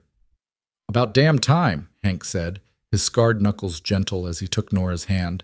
"Pardon my language, ma'am, but we've been waiting for the boss to wise up for weeks now." "Weeks?" Reed raised an eyebrow. "You were taking bets, weren't you?" The men exchanged guilty glances, and Luis finally admitted, "Maybe a little. I won, by the way. Said it had happened before Thanksgiving." "How much did you win?" Nora asked, amused despite herself. $15 and a bottle of whiskey. Luis grinned. "Best bet I ever made." The laughter that filled the kitchen was warm and easy, and Nora felt something settle deep in her chest. This was her family now. These rough, kind men who had accepted her without question. This little boy who'd claimed her as his mother. This quiet, strong man who'd looked past what everyone else saw and found something worth loving. After breakfast, Reed pulled her aside while the men were heading out to work. "I need to ride into town today. Talk to the preacher, get things arranged." Nora frowned. "Your arm is mostly healed. Doc said I could start using it light." He flexed his fingers carefully. "Besides, I want to do this right. Talk to Reverend Walsh, see when he can marry us. Maybe get you a ring if the mercantile has anything decent." "Reed, you don't have to. I want to." His voice was firm. "I want everyone in that town to know you're mine and I'm yours, and there's nothing improper or shameful about it. I want them to see me walk into that church and claim you proper." The fierce protectiveness in his voice made Nora's heart clench. "Then I'm coming with you." Reed started to protest, then stopped when he saw her expression. "You sure? It might not be pleasant." "I'm sure." Nora lifted her chin. "We do this together, remember?" Reed's smile was slow and warm. "Together. I'll hitch up the wagon." They left Finn in Charlie's capable hands, the boy armed with strict instructions to help with small chores and stay out of trouble. The ride to town was quiet, the wagon wheels crunching over the frost-hardened road, their breath forming white clouds in the cold air. Reed drove one-handed, his healing arm resting carefully in his lap, and Nora sat close beside him, their shoulders touching. As they crested the hill that looked down on Dusty Creek, Nora felt her stomach tighten. The town spread out below them, small and ordinary in the morning light, but she knew what waited there. The stares, the whispers, the judgment. Reed must have felt her tension because he reached over and took her hand. "Whatever happens, we leave together. Understood?" "Understood." The streets were busy with mid-morning traffic when they rolled in, and Nora felt the attention shift to them immediately. Heads turned, conversations stopped. A woman in a blue bonnet actually clutched her companion's arm and pointed, her mouth moving rapidly. Reed pulled the wagon to a stop in front of the church, a simple white building with a modest steeple, and climbed down before coming around to help Nora. He offered his hand publicly, deliberately, and Nora took it with her head high. Reverend Walsh was in his small office, a compact man with kind eyes and graying hair. He looked up when they entered, and his expression shifted from surprise to cautious welcome. "Reed, Miss Brennan, what brings you to town?" "We'd like to get married," Reed said simply. "Soon as possible." The Reverend's eyebrows rose. "I see, and you've thought this through?" "Every day for the past month," Reed replied. "We'd like you to perform the ceremony, if you're willing." Reverend Walsh studied them both for a long moment. "There's been talk in town. You know that." "I know." "People have concerns about the propriety of—" "People always have concerns," Reed interrupted, his voice hard. "But what matters is what's true. And the truth is, I love this woman and I want to marry her and build a life together. If that offends people's sensibilities, that's their burden to carry, not ours." The Reverend's expression softened slightly. "Miss Brennan, is this what you want?" Nora met his eyes steadily. "It is. Reed's a good man, and I love him. Whatever the town thinks of me, that won't change." Reverend Walsh sighed and leaned back in his chair. "I'll marry you, but I have to ask, are you prepared for what comes after? The talk won't stop just because you have a ring on your finger. If anything, it might get worse before it gets better." "We're prepared," Reed said, "and we'll face it together." The Reverend nodded slowly. "All right then. How does Saturday week sound? That'll give me time to read the banns and make proper arrangements." "Saturday week is perfect." Reed extended his hand and the Reverend shook it firmly. As they left the church, Nora felt lighter, despite knowing the hard part was still ahead. But before they could reach the wagon, a voice called out behind them. "Well, well, if it isn't the happy couple." Velma Crow stood on the church steps, resplendent in green silk, her smile as sharp as broken glass. Two of her friends flanked her, their expressions equally venomous. "Mrs. Crow," Reed said coldly, "we have nothing to say to you." "Oh, but I have plenty to say to you." Velma descended the steps with exaggerated grace. "Did you really think getting married would make this respectable? Everyone knows what she is, Reed. Everyone knows she trapped you with her cooking and her convenient availability." "That's enough," Reed said, his voice dropping to something dangerous. "Is it? Because I think the whole town deserves to know what kind of woman you're bringing into the church." Velma turned her venomous gaze on Nora. "Tell me, dear, how does it feel to have won the charity prize? Must be quite a relief to have found someone desperate enough to overlook your obvious shortcomings." Nora felt the words like physical blows, but before she could respond, Reed stepped forward, putting himself between her and Velma. "You listen to me," he said, his voice quiet but carrying clearly in the sudden silence that had fallen over the street. "You can say whatever you want about me, but you will not speak to my future wife that way. You will not question her character or her worth.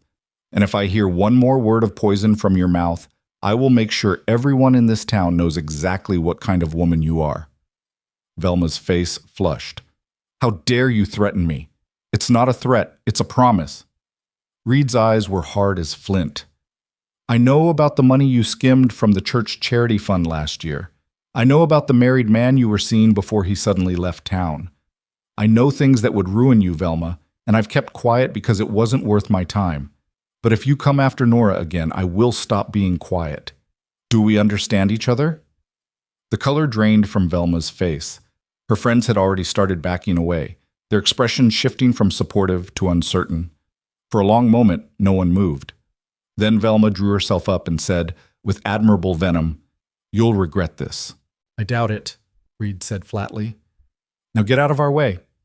Velma swept past them with as much dignity as she could muster, her friends scurrying after her.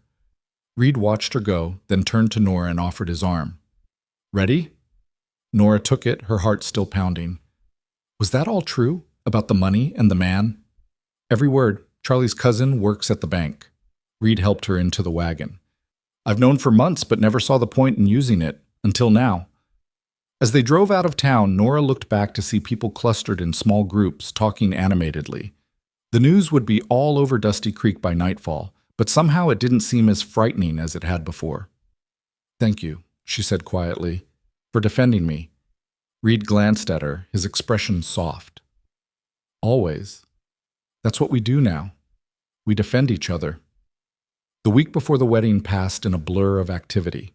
The hands pitched in to help prepare, cleaning the house from top to bottom and making repairs Reed had been putting off for months.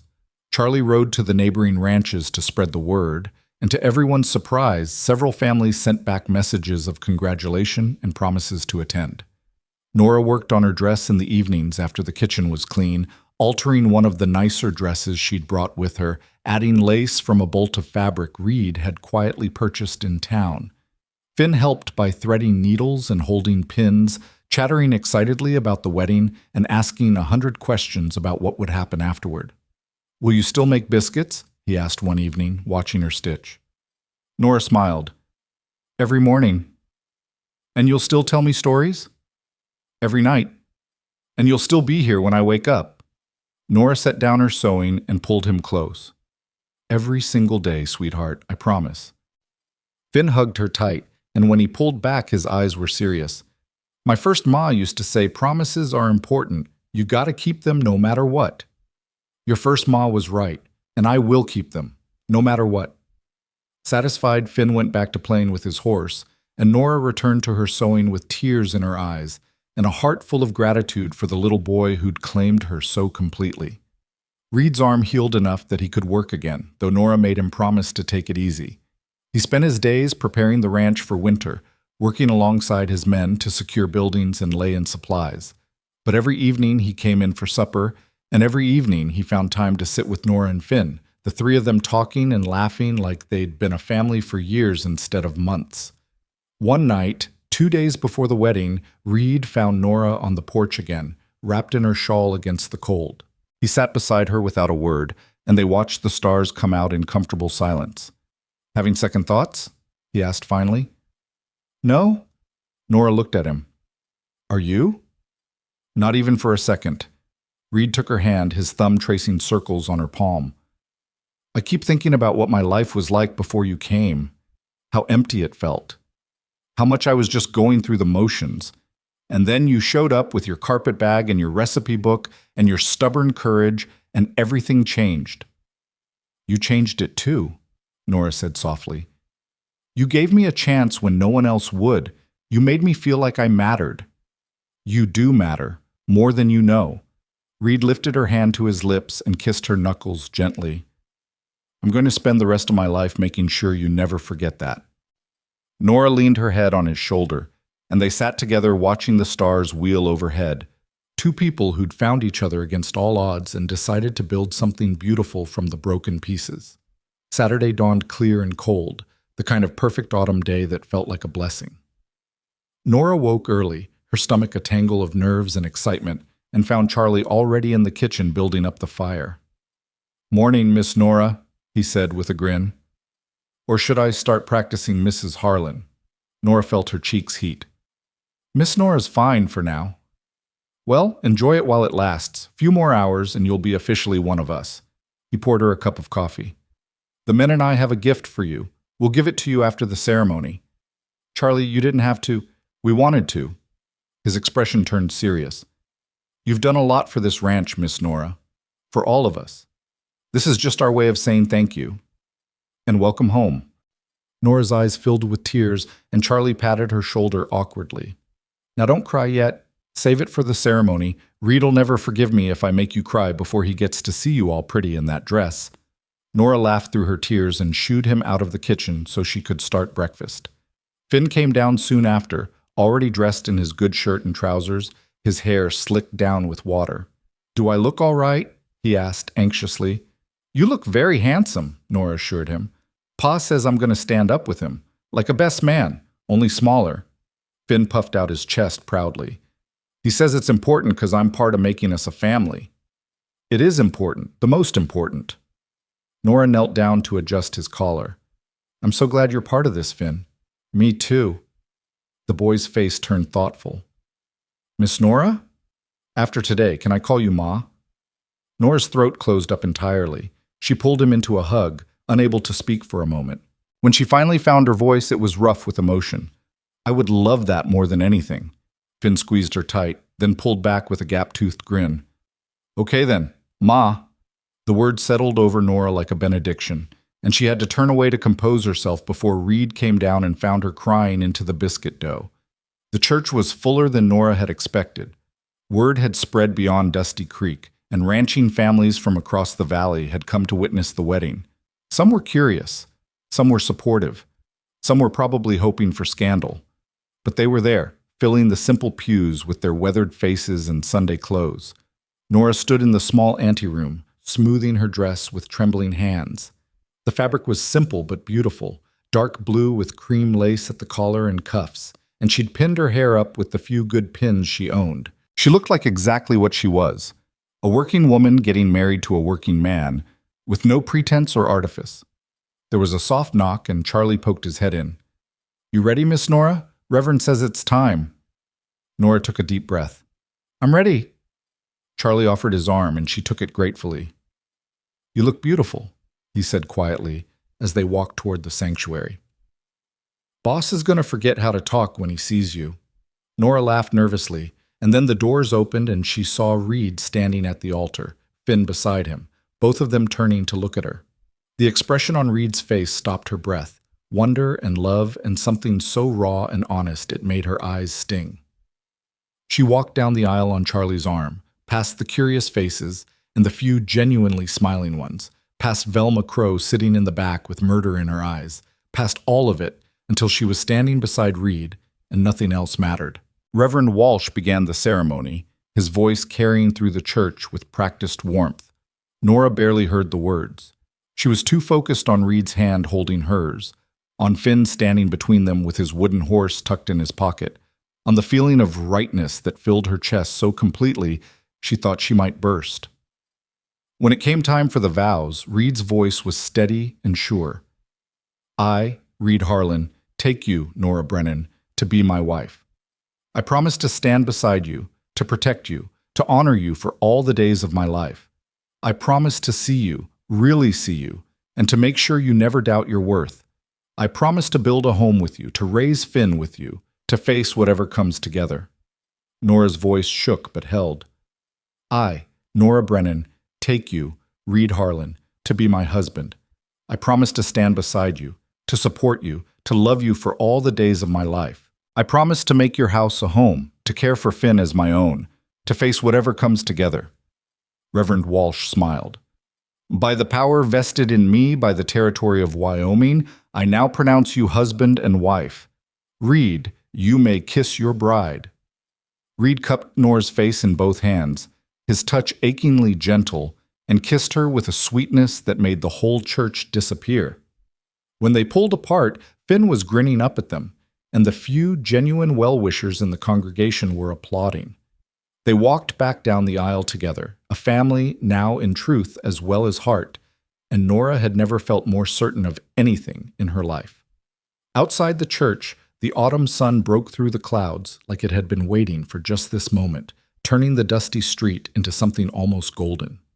Reed kept Nora's hand tucked firmly in his as they emerged, Finn bouncing ahead of them with barely contained excitement. The families who'd come to support them gathered around with genuine warmth, shaking Reed's hand and embracing Nora carefully, offering blessings and congratulations that felt real and earned.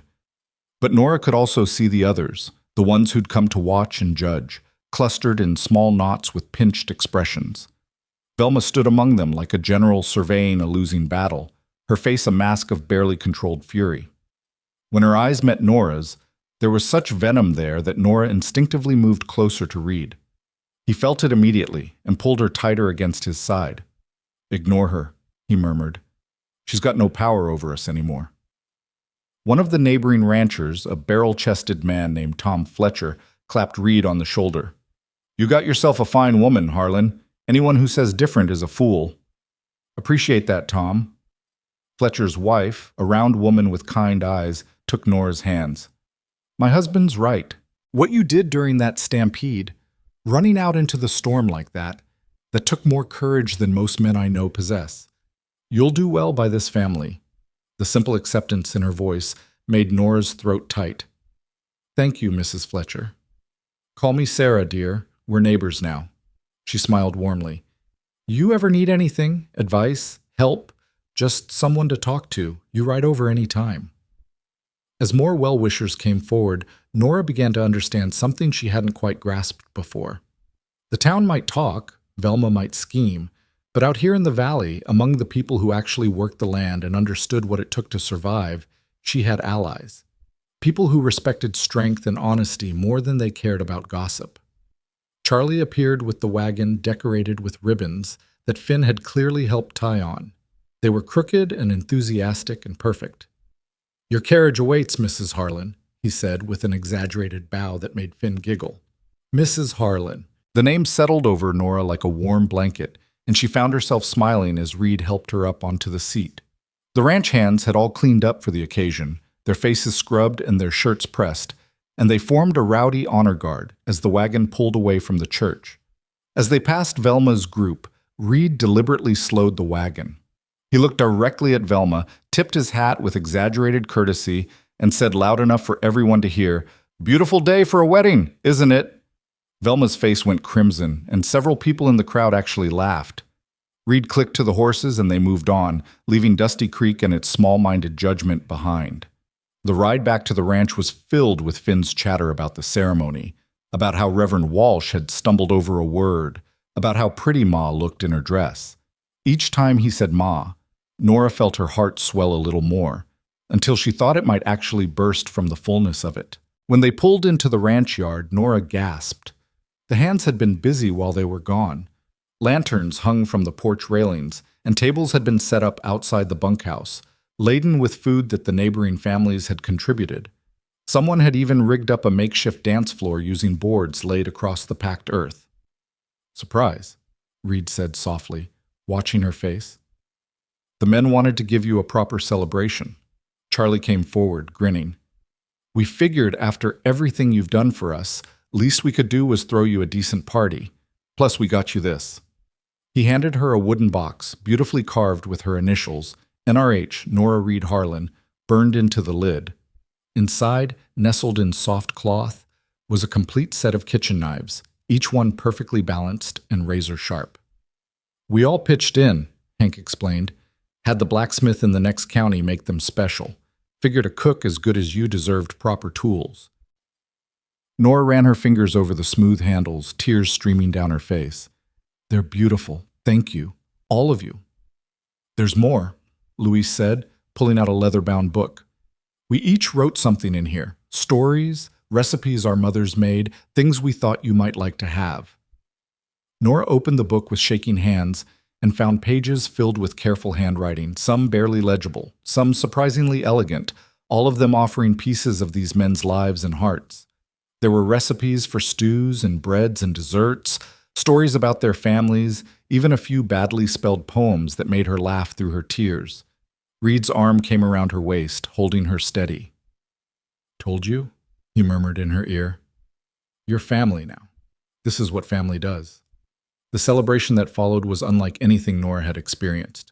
The neighboring families arrived with more food and instruments, and soon music filled the air.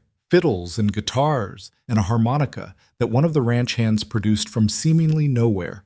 Children ran wild between the buildings, shrieking with laughter, while adults ate and drank and talked with the easy camaraderie of people who understood each other's lives. Sarah Fletcher pulled Nora aside at one point, her expression serious. "I want you to know something, dear. There are more of us than there are of them. People like Velma, they make a lot of noise, but they don't speak for everyone. Most of us out here, we care more about what a person does than what they look like or where they came from. You saved Reed's herd. You made his son smile again. That's what matters." "Thank you," Nora whispered. "That means more than you know." "I do know." Sarah squeezed her hand. "I was the fat girl once, too. Married Tom when I was 19, and people said terrible things." Said he must be desperate, said I'd trapped him, said it wouldn't last. We've been married 32 years now, and we're happier than most couples I know. Don't let the cruel ones make you doubt what you have. As evening fell and the lanterns cast warm pools of light across the yard, Reed found Nora watching the celebration from the porch. He'd shed his jacket and rolled up his sleeves, and there was color in his cheeks from the dancing he'd been doing with Finn. "Having a good time, Mrs. Harlan?" he asked, coming to stand beside her. "The best time." Nora leaned into him. "I keep thinking I'm going to wake up and find out this was all a dream." "If it is, I'm having the same one." Reed wrapped his arms around her from behind, resting his chin on top of her head. "You know what I love most about today?" "What?" "Watching you realize that you belong, really belong, not just to me or to Finn, but to all of this." He gestured at the celebration spread out before them. "These people see you, Nora, the real you, and they're choosing to stand with us. Even though the town doesn't matter," Reed said firmly. Out here, we make our own community. We decide who belongs. And you belong here more than Velma Crow ever will in Dusty Creek, for all her silk dresses and social climbing. Charlie called out from below. Boss, they're demanding you dance with your bride. Reed groaned good-naturedly. I'm a terrible dancer. I don't care, Nora said, turning in his arms. Dance with me anyway. He led her down to the makeshift dance floor, and when the fiddle struck up a slow waltz, Reed pulled her close and moved with surprising grace for such a big man. They swayed together under the stars while their friends clapped and cheered, and Nora felt like she was floating. I love you, she said, loud enough that only he could hear over the music. I love you too, Reed replied, his voice rough with emotion. More than I thought I could love anyone again. They danced until Finn tugged on Reed's sleeve, asking for a turn, and then Nora danced with her new son while Reed watched with an expression of such pure contentment that several of the ranch hands nudged each other and grinned. The party went late into the night, but eventually families packed up their wagons and headed home, calling out final congratulations and promises to visit soon. The ranch hands drifted off to the bunkhouse, and finally it was just Reed, Nora, and Finn standing in the quiet yard surrounded by the remnants of celebration. Best day ever, Finn announced, yawning hugely. Can we have another wedding tomorrow?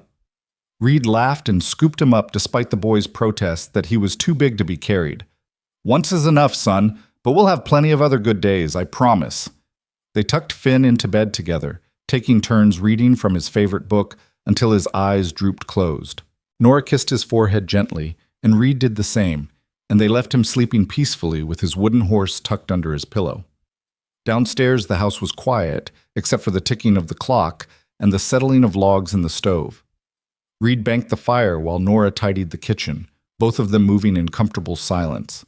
When the work was done, Reed took her hand and led her to the window.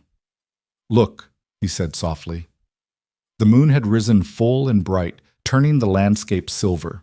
The mountains stood dark against the star-filled sky, and somewhere in the distance cattle lowed peacefully. It was beautiful and harsh and home, all at once. This is ours now, Reed said quietly. All of it. The land, the work, the struggles, the joy. We build it together from here on out. Together, Nora agreed, leaning back against his chest. I like the sound of that. They stood there for a long time, watching the moon climb higher, and Nora thought about how far she'd come. From the woman who'd climbed off that stagecoach with nothing but a carpet bag and a recipe book, desperate and uncertain, to this, standing in her own home with her husband's arms around her and her son sleeping upstairs in a community that had chosen to embrace her. The next few weeks settled into a new rhythm.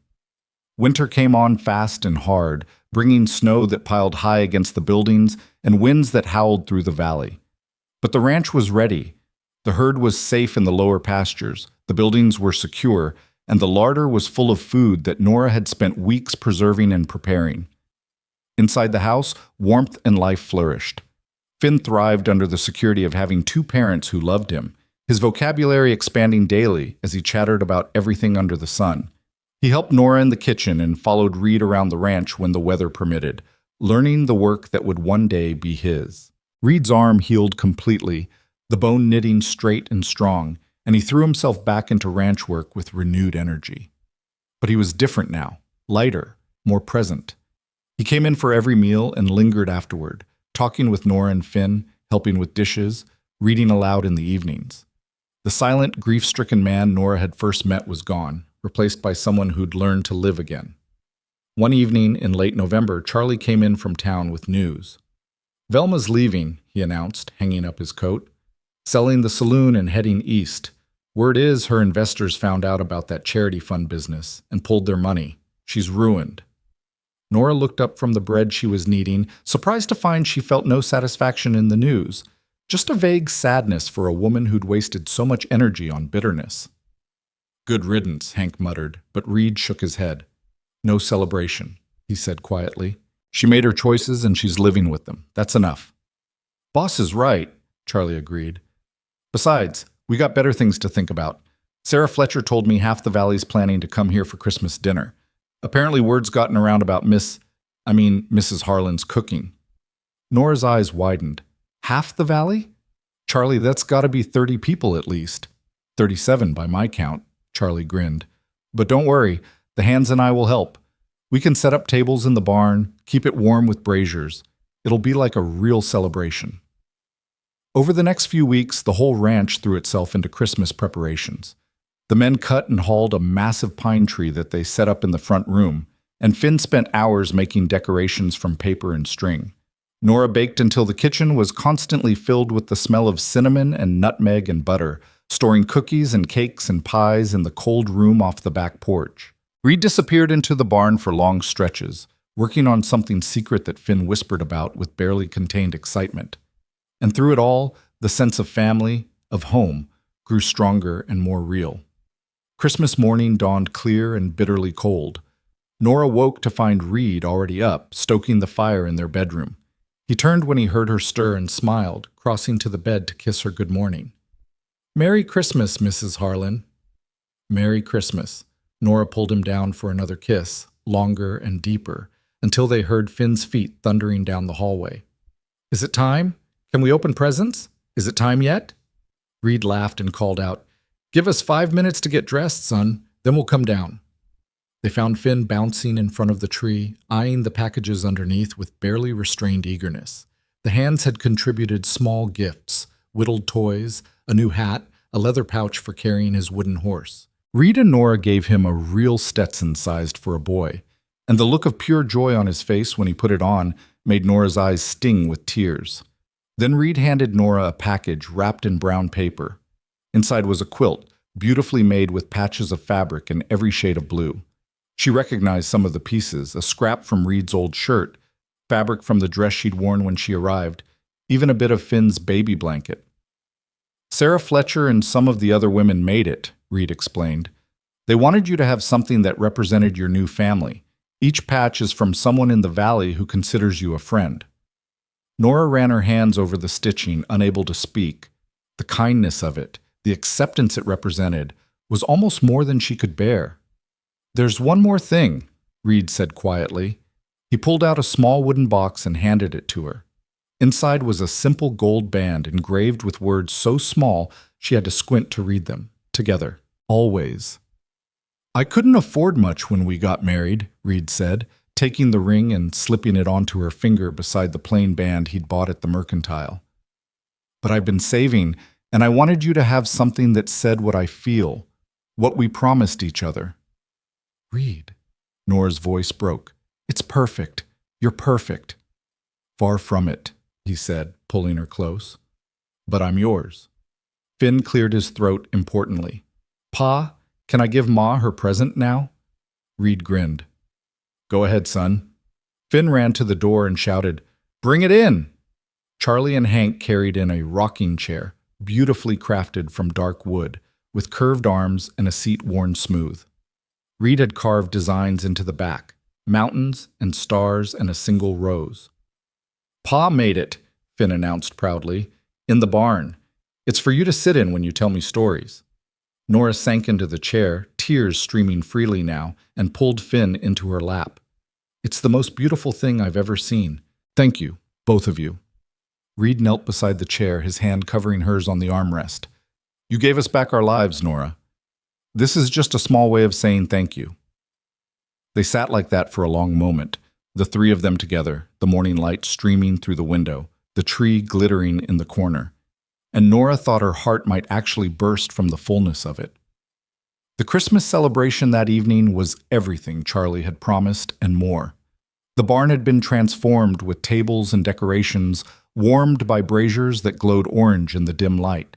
Families arrived bundled against the cold, bringing food and laughter and children who immediately gravitated toward Finn. Nora had outdone herself with the cooking. There were roasted turkeys and hams, vegetables cooked a dozen different ways, breads and rolls and biscuits that disappeared almost as soon as she set them out. And for dessert, pies and cakes and cookies that had people groaning with pleasure.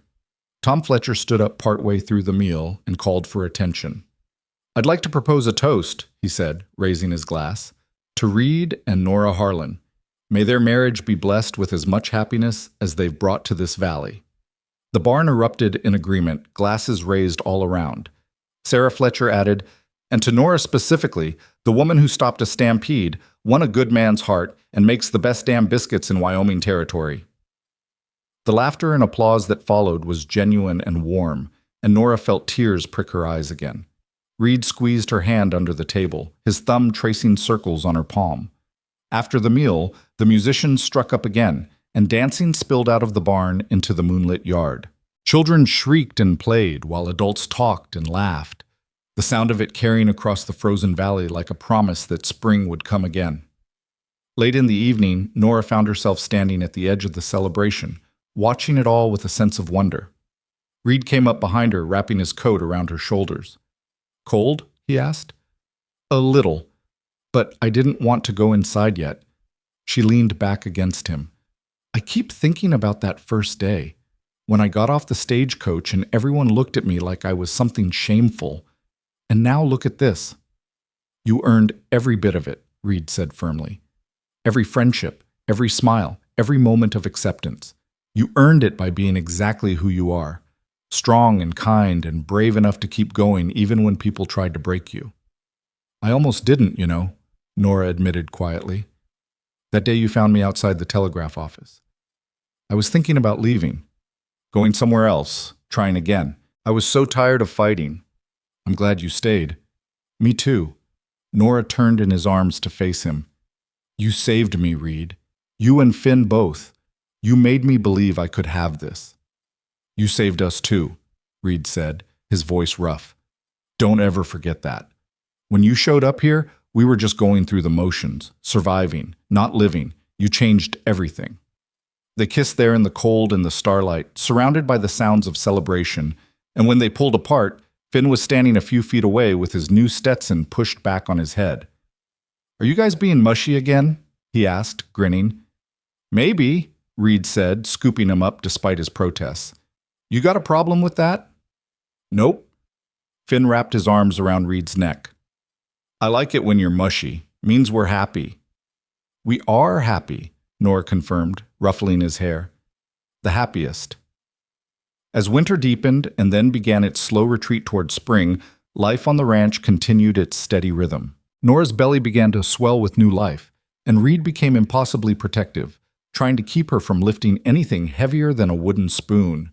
The hands treated her like precious cargo, and Finn talked endlessly about the baby sister or brother he was going to teach everything to. Sarah Fletcher and the other Valley women rallied around her, sharing advice and hand-me-down baby clothes, and the kind of practical wisdom that only came from experience. The community that had accepted Nora and Reed's marriage now embraced the growing family with genuine warmth.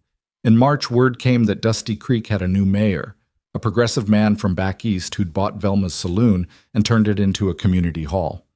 He made it clear that the town would be welcoming to all law-abiding citizens, regardless of their circumstances, and several families who'd been quietly supportive of Nora and Reed became openly so. One afternoon in early April, Reed came in from checking the new calves to find Nora in the rocking chair he'd made, Finn curled against her side while she read to him.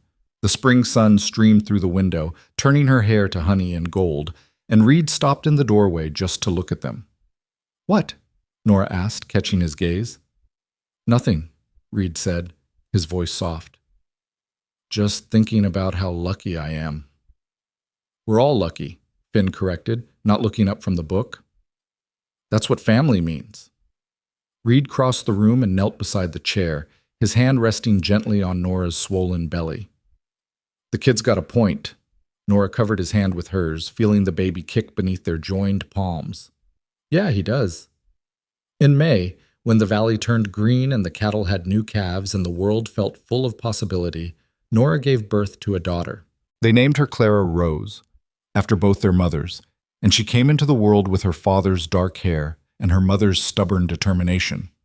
Finn was enchanted, spending hours watching her sleep and reporting every tiny movement like it was a miracle. The ranch hands took turns carving toys for her, and Sarah Fletcher organized the Valley women to bring meals and help for the first few weeks. One evening, when Clara was 2 weeks old and sleeping peacefully in the cradle Reed had built, Nora stood at the kitchen window watching the sunset paint the mountains gold and purple. Reed came up behind her, wrapping his arms around her carefully, and they stood together watching their land settle into evening. Do you ever think about that day? Reed asked quietly.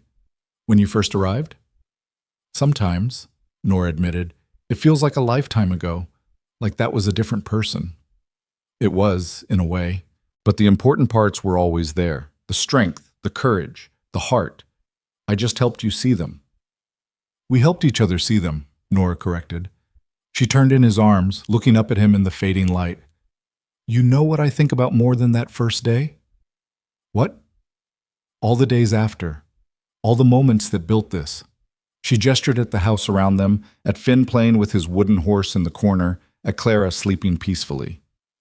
Every meal, every conversation, every small choice to keep going even when it was hard. That's what I think about. That's what mattered.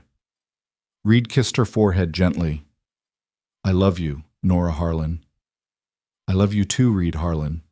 Today and always. From the doorway, Finn called out, Ma, can we have biscuits with supper? Nora laughed, the sound filling the warm kitchen. You just had biscuits for lunch. But they're so good. Fine, Nora said, moving toward the stove. But you're helping me make them. As Finn whooped with joy and ran to wash his hands, as Clara stirred in her cradle and made soft baby sounds, as Reed moved to help set the table, Nora felt it settle over her one more time. That sense of absolute rightness. This was her life now, her family, her home. Built not from rescue or charity, but from courage and honesty and the decision to stand together when the world wanted them to fall apart. Outside, the sun finished setting and the stars began to emerge. The same stars that had watched her arrive months ago with nothing but hope and determination. The same stars that had witnessed every hard moment and every triumph since. And as the kitchen filled with the smell of baking biscuits and the sound of her family's laughter, Nora Brennan Harlan understood that she'd finally found what she'd been searching for all along. Not acceptance from people who didn't matter, not validation from a town that would never fully understand, but something simpler and more profound. A place where her courage was recognized, her strength was valued, and her love was returned in full measure. A place where she could be exactly who she was and know, without question, that she was enough. The woman who'd stopped the stampede had finally come home.